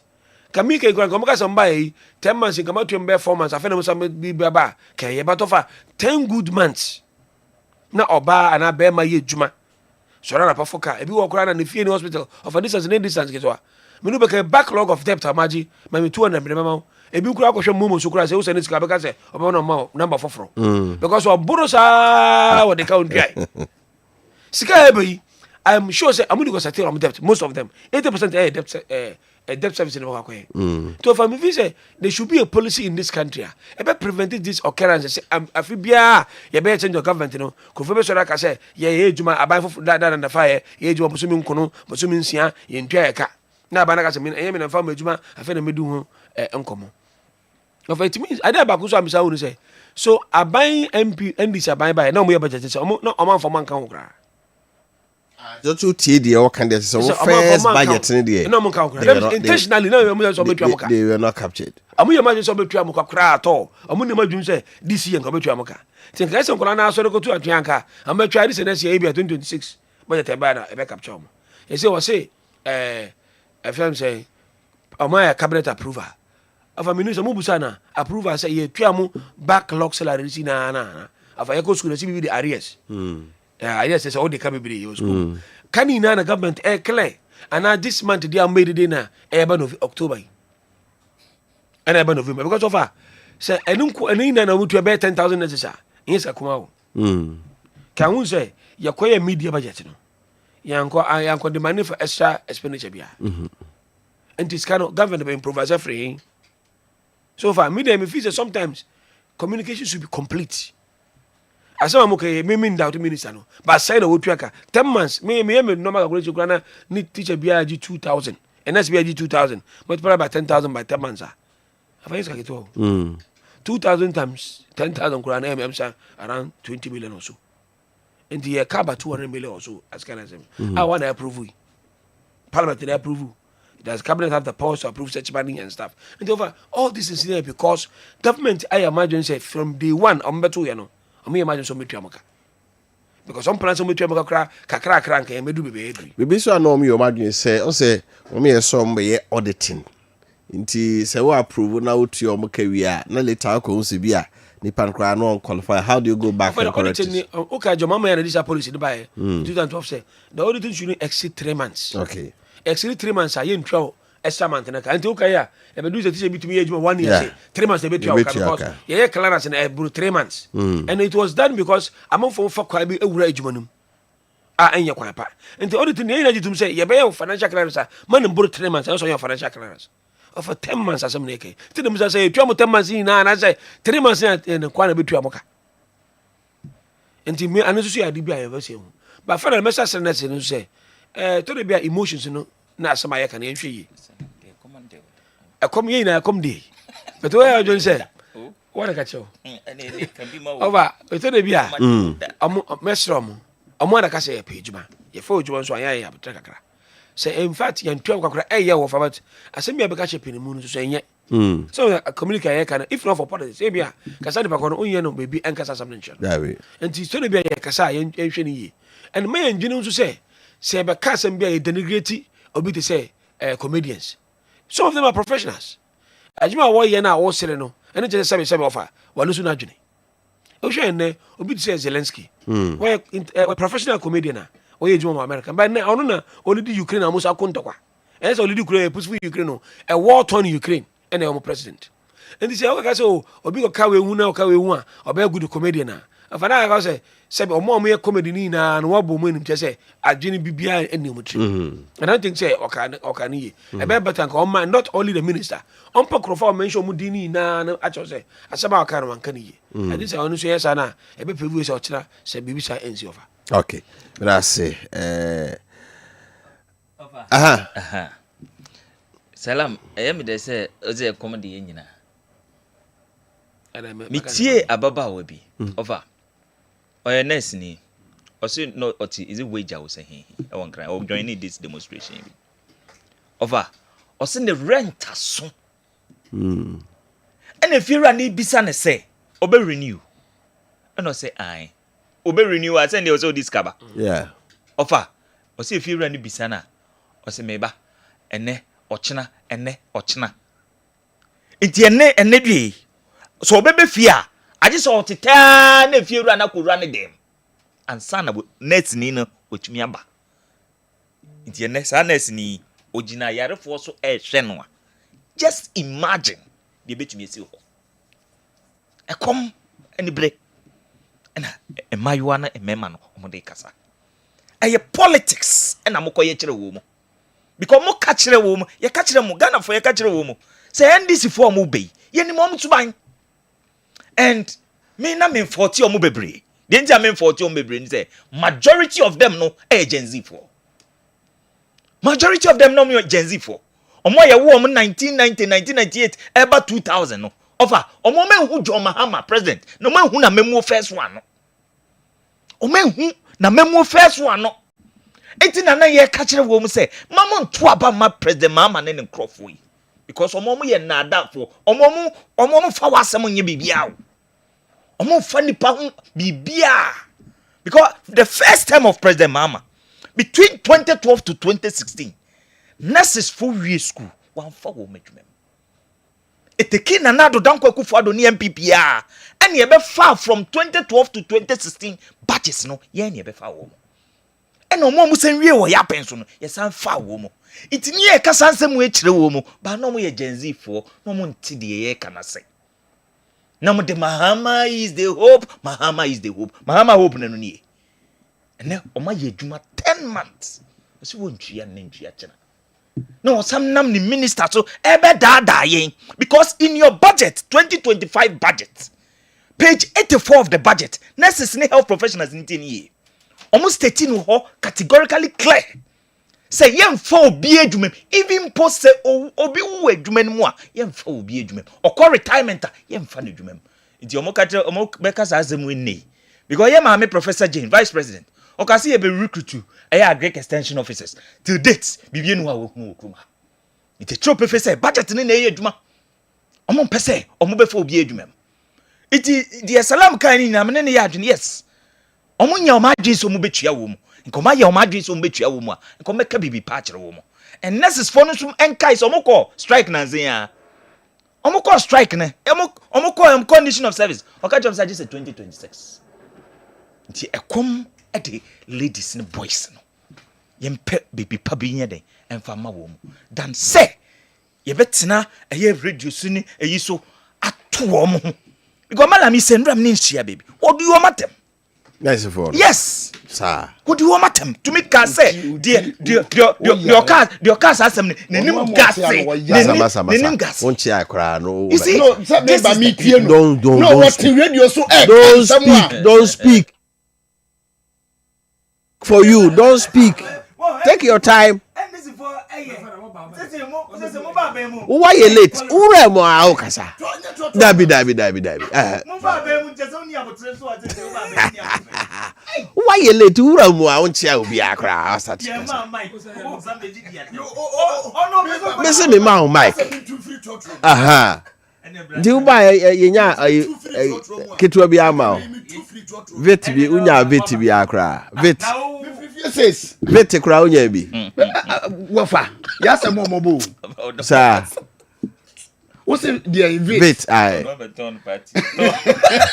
to party vet kra unya bi adwuma wa ye nyina Papa na mfoni ankewa shamuni na mfomu angola sisu nya posi mori akubu omuni na mfomu angola hospital no overpass no fa angola angola so no mo ofa o say Kenya say break akwaba ofa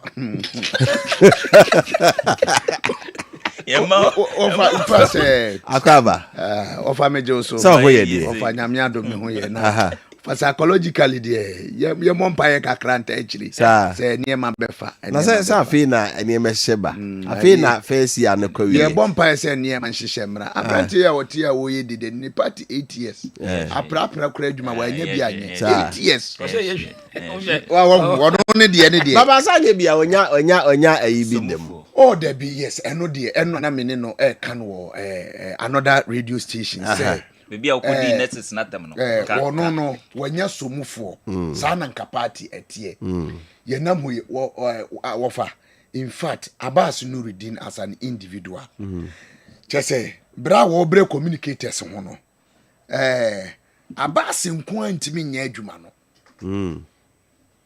say Abbas there at least for ye TNT a ye di beba radio ni ade ni beba me catch also or the beba na sami ye fie so oni sami nyina na Abbas ne sami na the Abbas ne sami ye no relative to communication unprecedented me Kabore so support to kakra of course or Kabore so support but sometimes in committee me support ni bi o ha saka me de be faka ke bi anka 3-4 months de no omumfa nto motorbike mayen nim so ote de make na sia so we be at 3-4 months the na mo dey atomoto please will you stop that na ka what him the motor na ba at least with motor dey free Kenya look we love NDC wofa wo dey wofa yeyeti we wofa wo dey say me ne wa wofa 14 years ni o ye nim degree a ye kwaji ye nyina ye dey ayi red blue black NDC color na ye dey apprenti su nyina be obefa bia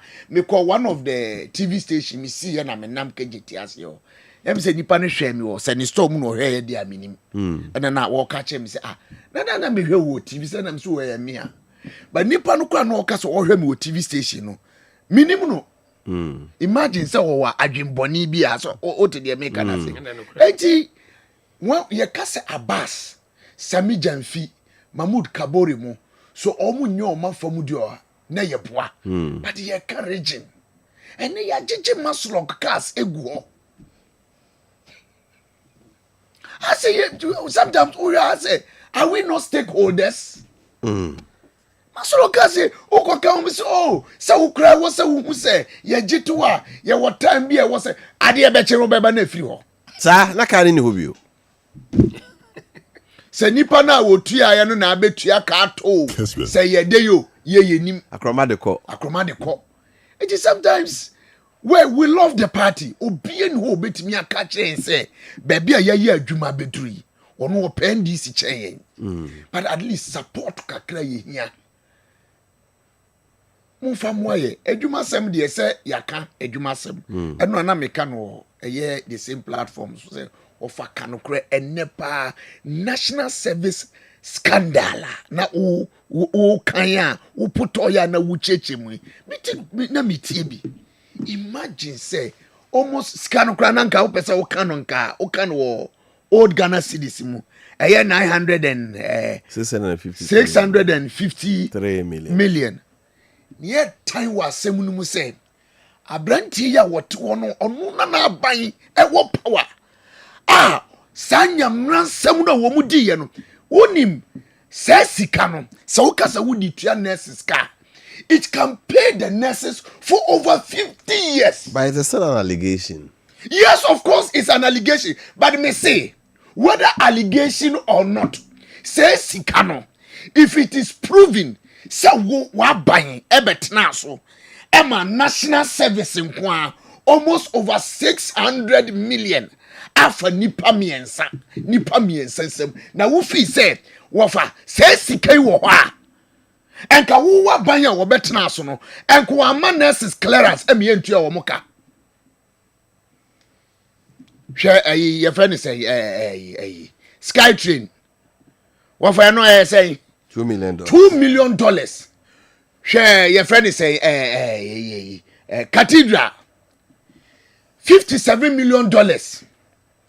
Ye train ya uhunu san Wofa. Train ye $165 million.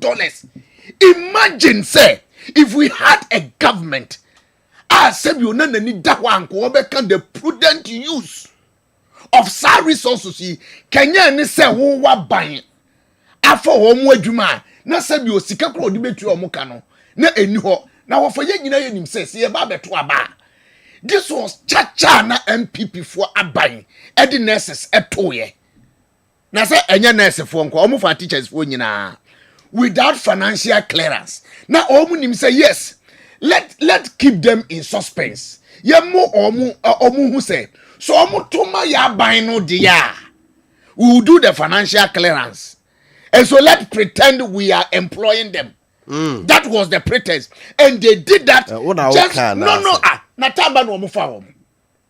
Some nurses crack strike say over 4-5 years. I da woman nurses are na ya clear woman. Emu ba kukre ni wa ya mu adwuma ye until in an election year.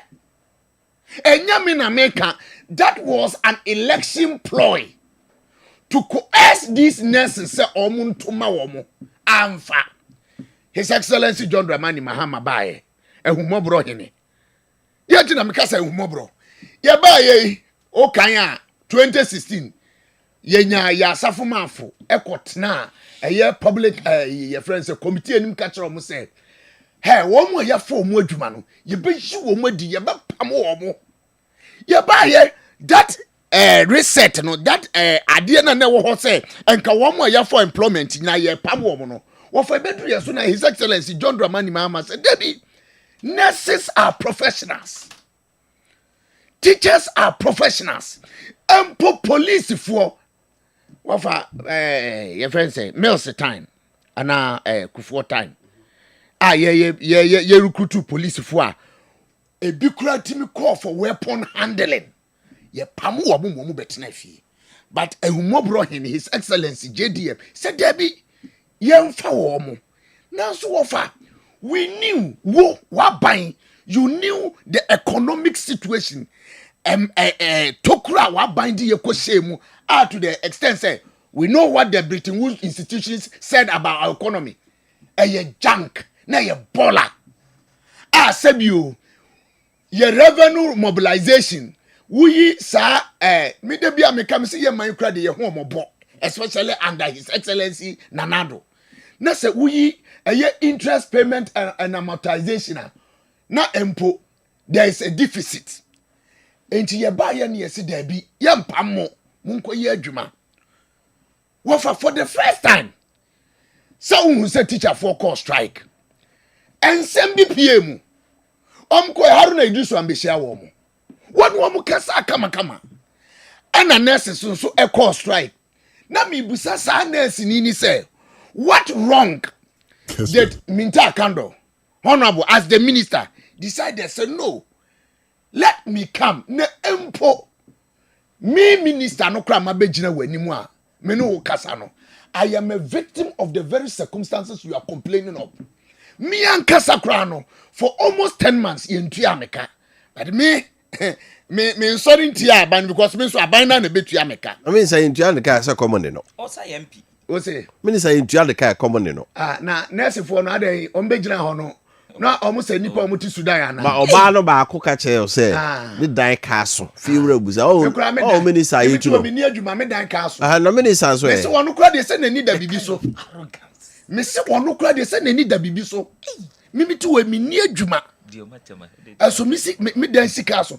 And you see it is their democratic rights. So wa ba yi na o da kaso no onye obi tu ama.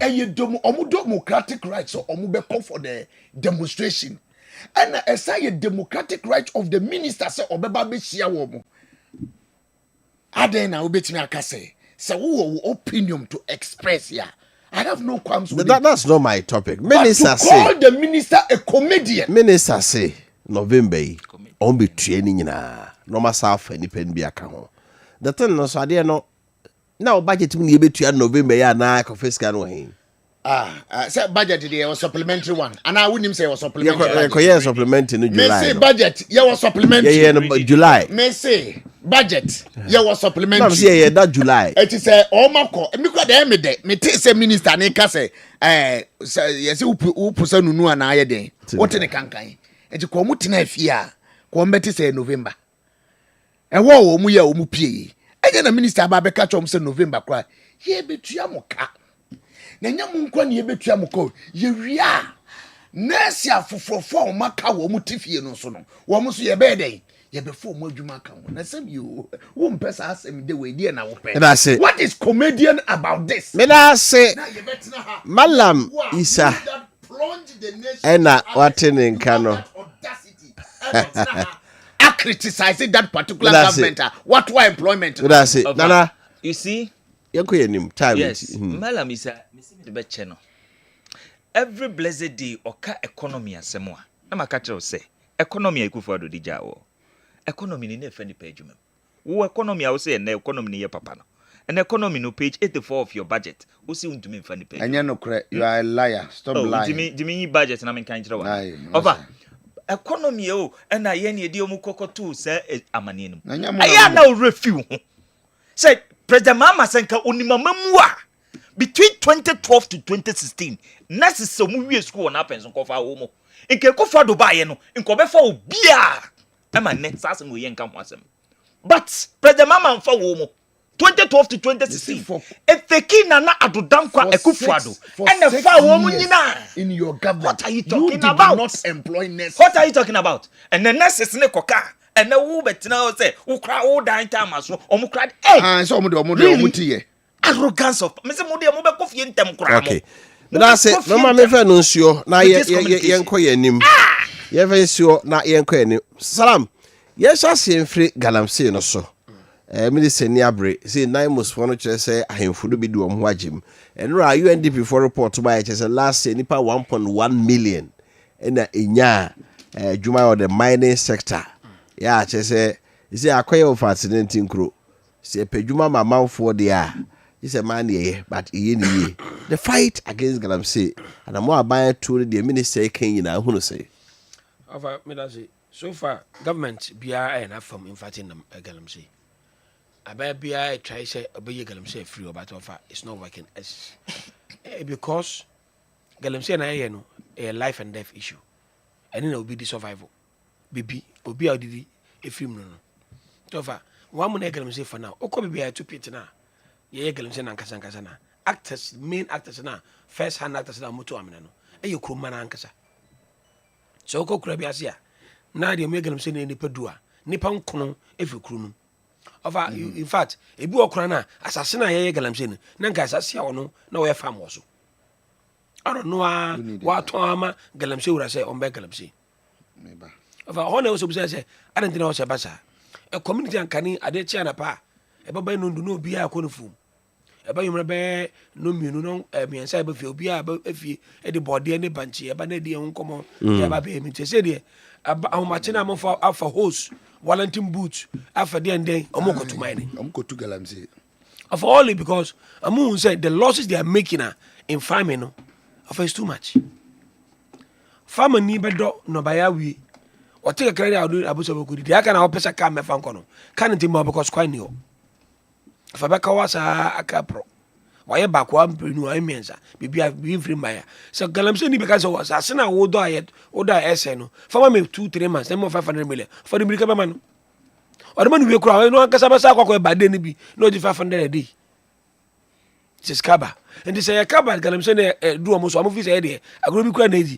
Almost source of livelihood. And life, it has to do with their life. Of a bim nim say nsuo no mabam yare but omo ni option bia.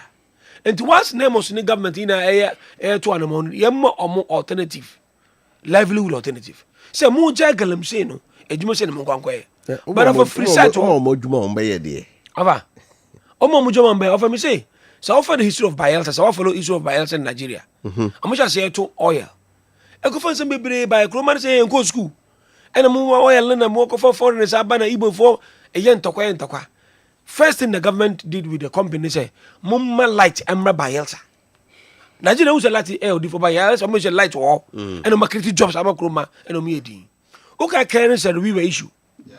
So we say I'm in front of the government akwa pam and I'm do assassin mining and I'm mining am 2 hours can na akwa broche so we fan for youth e kunkum for baby 14 or so Obasanjo be so numu yeah Sani Abacha e be so numu e ka so be kunu we see na say onja no so we your hene ba there Mandela fly from South Africa kakasai Mandela free South Africa e so of Nigeria when you South Africa na Abacha hanging no kunu why because now it's issue about galamsey yeah of okay this Mo Abdallah of UN almost man a spy uncle spy Argentina kwa be so na chasela yiska and that's only ammunitions dima chroma of Sierra Leone so that civil war na sa chroma or two Sierra Leone diamond pa or two diamond no dey match chasela the money agency omo dey for true Burkina that time na Burkina that bless compore no mo dey ammunitions dey aba every day bia na container ba say dem assign ammunitions omo tin ko akura say on ko spy no okotu se ska omu on na be agent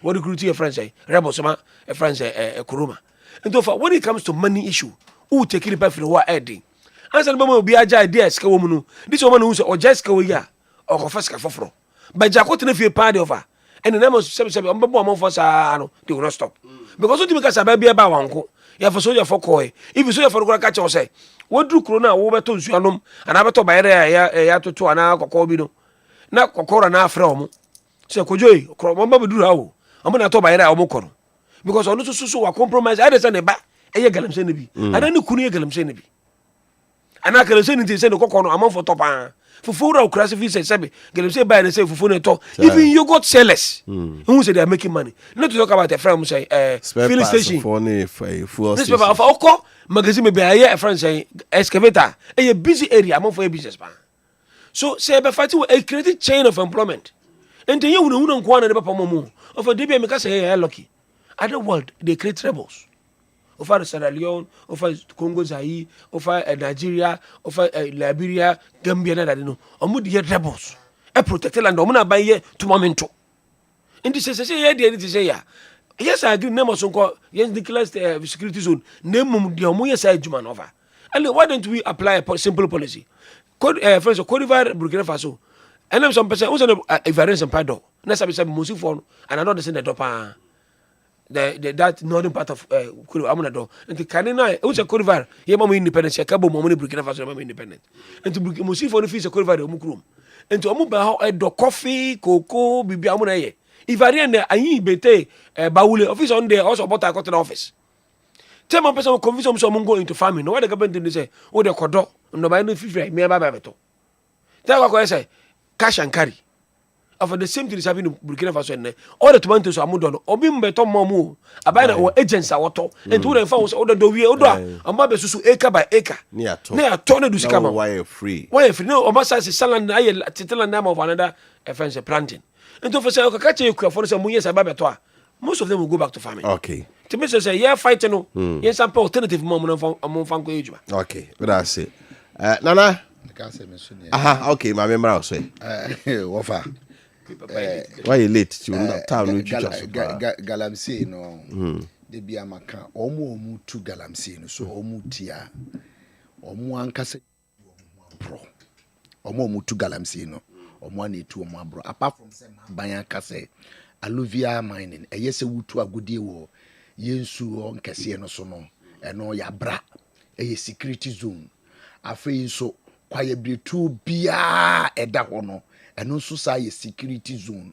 But Wofa de bia maka me say emra any enforcement no ebedane futu enim say the make no say tiefo like okase forest no eye security zone a say udara barracks security zone say ura RCC a security zone. Ura barracks so as well say soldier for agent so you cannot declare the forest as a security zone without a corresponding security protection. That one the government should be ready to do that. And here one. Na galamsey for na nkasa Wofa gold ndi wo say you sa gold no the ebroni eka no non renewable resource.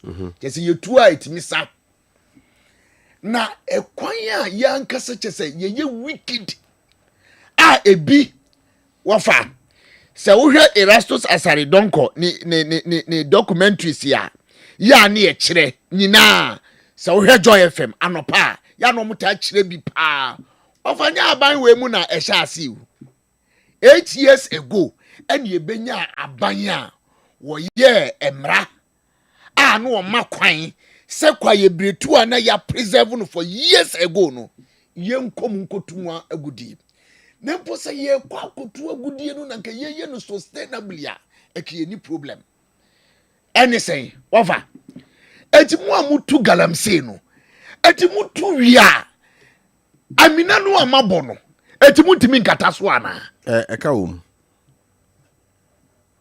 o say eka wom na so god ne de see no good omu nimbe bi ade ne shepoti good ndo begwia ti owie na ba bi obi okonya ye kakra bi a sika o sa ade akata so no ebi kura be don so a chen di onya ye it until say you Ghana Geological Survey for bit na be that is the problem eno de ye nim say the NDC aban Gold Board Mineral Commission and Ghana Geological Survey. Se omu be kabum. Wofa sa prospecting license na yede mano. Unim se eno na bebre no age. Ediwura that prospecting license no. Enti the current Mineral Commissioner Mayate ase prospecting there, it will not be allowed for this small scale mining again. Enti government and a no prospecting. Now what me quantify a particular gold at a place.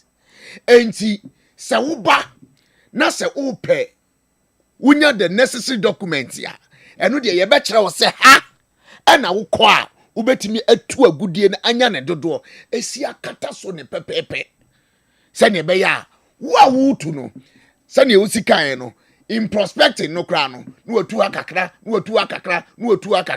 eti utimi se wo mu kra no prospecting no kra no wo mu nim ye prospecting na no mu di tu ahwese wo mbenya bi wo ho no ewie no na chese wadidi baby bebre right eti Wofa the ye kenyina ne say sa I listened to the Mineral Commission or deputy boss no na me catch him say this should not be ordinary words and work say now the Mineral Commission in conjunction with Gold Board any geology no will take over prospecting impose one kasa with the land eba na be prospecting say ebi ni ho a ye ma and I think say we a pragmatic step government no take but Wofa yensuo de yenim say ensuo de yemu obi ankonsusu nti nsuo de totally out but ena make say ensuo na ye totally out no say eno de wuntimi declare security eno na ye di blue water guards akogusu no wo mu de ni say eni wo mu nya hu chamfan na no mo ba no omo so e di information that's nana the Galamsey fight President Mama Feli and nya dia what say Galamsey fight President Mama Feli Abanwe we Feli the fight against Galamsey and obienyi na adwin free so because NDC boys no from our branch executives constituency executives regional executives to national executives omo no ye Galamsey according to omo NDC journalist I friend Captain Smart o say NDC executives na ye Galamsey nti ono omo nam oni omu etu nse didi oni omu ye bibia osi omu no mu ye Galamsey na me ne hwan koka se nkrofo fufuro bi no mu ye Galamsey and these boys na ye Galamsey no and then I am in one p se nkrofo yi President Mama ne nkrofo yi e di asojafo etatai ye Galamsey is na minus no over se wo be kaya se kunwe nki ya solve ne didada nkakunwe ya solve ne data but it the keep President Mahama and the Galamsey way a year a friend saying politics 8 years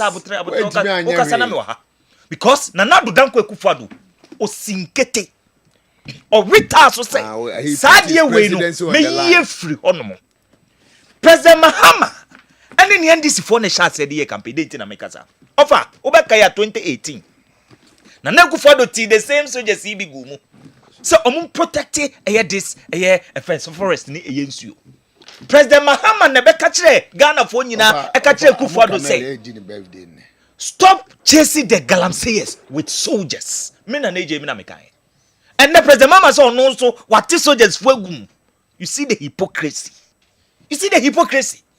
and then when I say you are going to deal with the kingpins, not the Galamseyers boys no musha amnenim no. And the kingpins na go si saying.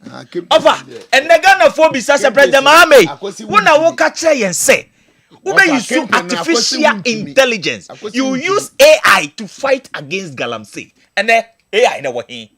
AI no kro penukra wo no. AI no President Mama pena wo no. And then you say declare state of emergency. And then omumuni omutikokum. Omumuni omutikokum. It we Ghana ni na ye wadwene say nkrofo betumi asolve Galamsey ya mese to wadwe mu da.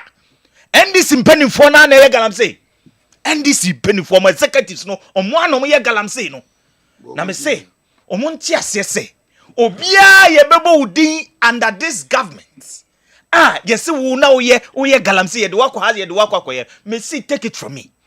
2029 mu nyina ye besambo mo dide mo de ye wontumi e wo yeko no mu nyina ye de mbekọ ho na mo nso makwa akokire itie ne bompa ye se ye modin under this government so we ye mining se ye boldin kwadia wo nso de mo de MP before bi fam ne no the same thing ye de mbefam na mesre wo enua bi e wo Galamsey area bebi o mutu eye fam agudie na mesre mo mon kan kire ye maame ne ye nuan mo mte eye this Galamsey area ne say NDC for nye o madwin so mo be ko atia eye this eye Galamsey itie nuanom ne adamfo anwo eye mine area no mesre mo bosome biara mo mbo modern na mo ko hospital ko check up because nkrofoi o ma hu say 4 years na e beto abetia wo mo ito mo sensuo ne sase of ane unim ska o mo dey fight this Galamsey budget no matter 50 million Ghana cedis old cedis no 500 billion na gifted the 500 billion gifted to fight this Galamsey over now ni dey wom no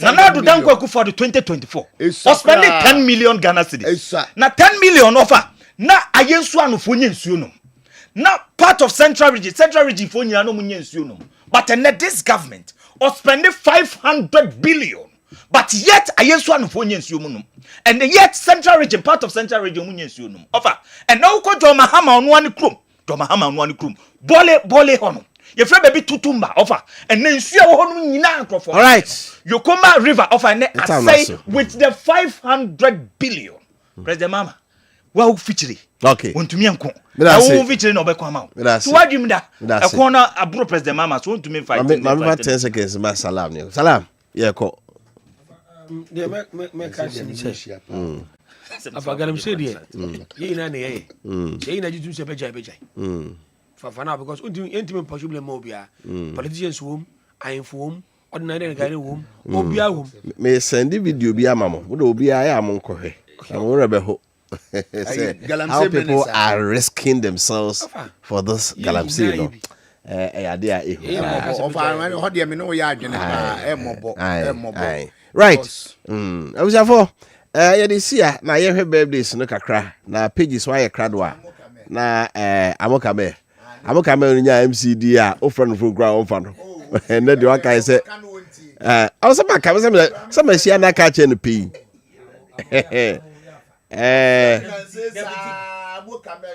communication officer of abadani me kono ho of ana silbela me kono ho for nel one out means so ABC papa ABC seriously ABC me kono ho pa in fact me ka say me kokana se me dem ntwen no but let me say me ko cha no me ka say ABB the time I know nya post no so frame minister bi no on fa no so tiase process arete right pages why crowd why hwe birthdays no na yemfa ensore so enko birthdays kakra yensa aka no na yemfa nwie. Happy birthday to my lovely sister Lydia Afra Ejei. Lydia Afra Ejei fra wadwa ene ewa woda. May God Lord may good Lord bless you. This is coming from Miriam. Miriam say Yamisha pa. Happy birthday to you, Michael Esiedu of Ablekuma, Accra. Michael wonso ene oda odofo and aka wona se Yakopon to ni shabu so enguso bra wonso odi wawdai. Michael Esiedu of Ablekuma, Accra. Happy birthday to my lovely son Bill Gates. Hey, Bill Gates. Ha ha ha ha ha. I say, may the good Lord Richard bless you. This is coming from your mom, Marcos. Mama say nyame insha na nyine be ye bigate. Ye be ye ho adwuma. Happy birthday to you, Justice Wache. Justice also ene ewa woda. Justice Wache we efre oba Clifford or Clifford say nyame insha so jamai. Aha. So jamai so ena oda so no. Also nyame dia fe aka onkwa na nyame mayi ni adoye eniwachi. Happy birthday to you, SRN brother Mr. Kwabena Bwedi Desmond. Mr. Kwabena Bwedi Desmond Zamo of Achumampunia District Cocoa Board Office. We efrunia kakape onyina hini one day Emma war. Last one high. Happy birthday to Usu Kwaten Kwame. Usu Kwaten Kwame, popularly known as K of Same Apple Hub. Also nyahini echire ya so nkwanta na wo we fi be medro nyahini osinyame yokese ke Wofa ene osampakani Samson birthday yeah Samson when ha mfano nto ho osampakani Samson ne na woda Kessben media newsroom ne Samson yami shawati osampakano man koranim onye okese obi bi aproma o ma yeni adoeni wachi Samson wish you all the best. Happy birthday Enkoma Lucky Damien. We adwuma wo Anglo Gold Ashanti. Wasi onyankopon twede ampon no wonhyiraw. Na ma ye ahoden ampomden ahoden wom. Oma nkwatenten, oma sika bebre we free Mercy Toku your Star Life Assurance. No say enkancho say happy birthday. Sanna happy birthday Enkoma Kwaku Frimpon etafro ejamanso. Oto ote atwema boko zongo say may God bless you with good health, a long life, and more cash from Sheriff Abdullahi or Kwadaso Bola Kasim, Dr. Abedi, and Odiwe. So, happy birthday, Enko Enfama. Happy glorious birthday, Enko. My beautiful friend joins Don Koetafro Ajua Papabi of Ajua Papabi Collections and what Bushing Nayas. Also, may this birthday bring her joy, good health, favor, and more success from Dr. Abedi Kwadaso, police near Edronum. Happy birthday, Enko Emfa Emma, my lovely daughter, Kezia Amwatin Kunedu, your Living Stream International School, Ebuakwa Macro. As may all your wishes come true today and every day. May you be surrounded by love and all your favorite things today and forever. I wouldn't trade you for the world. Well, maybe if the price is right, at any rate, happy birthday, Massa. I know they won't mean trade. And no, Nicholas, your dad, Nicholas, I'm working on the way by. Happy birthday, Mfama Gabi Marshall, or Doma FM. Was me a special day, be as bright and beautiful as your smile. Wishing you a birthday filled with love, laughter, and all the things that make you happiest. Okay. May this birthday mark the beginning of a new chapter filled with endless possibilities and dreams come true. Right, it was our for I didn't even say what Abdul Salam, original secretary, my convention, People Party, and AJ, and so Kasama NPP, and Malam Isa, and also a Kasama NDC. Come on, Sudan Kwaso, or no, and I mean, May Malamia, boy, Chidom, Era Stefan Kwachi, or no, a control room, Bia, to be Bia, Ma, Bia, so close to come at the Maye. Yes, so, say Joe Laka Eba. Na or the medfrage agudi mun sam naba onyame admo enwumre e ba na nwotwe a ene ehia e wo adwenche medie so e wo Kessben television so na yento so yakram. We'll be right back. Gotta pay some bills. Oh ma, pachomenya milk kakra wa mimilo ni mwana. Na waka ahwe. Dabi na sme hu saudi biegumu. Hey, ka wanu hwa sana we bisame. Hey, milk na chemu say. We Milo all in one, no. Milo pampa, cocoa, malt, milk show, bibia womu. Milo all in one, our milk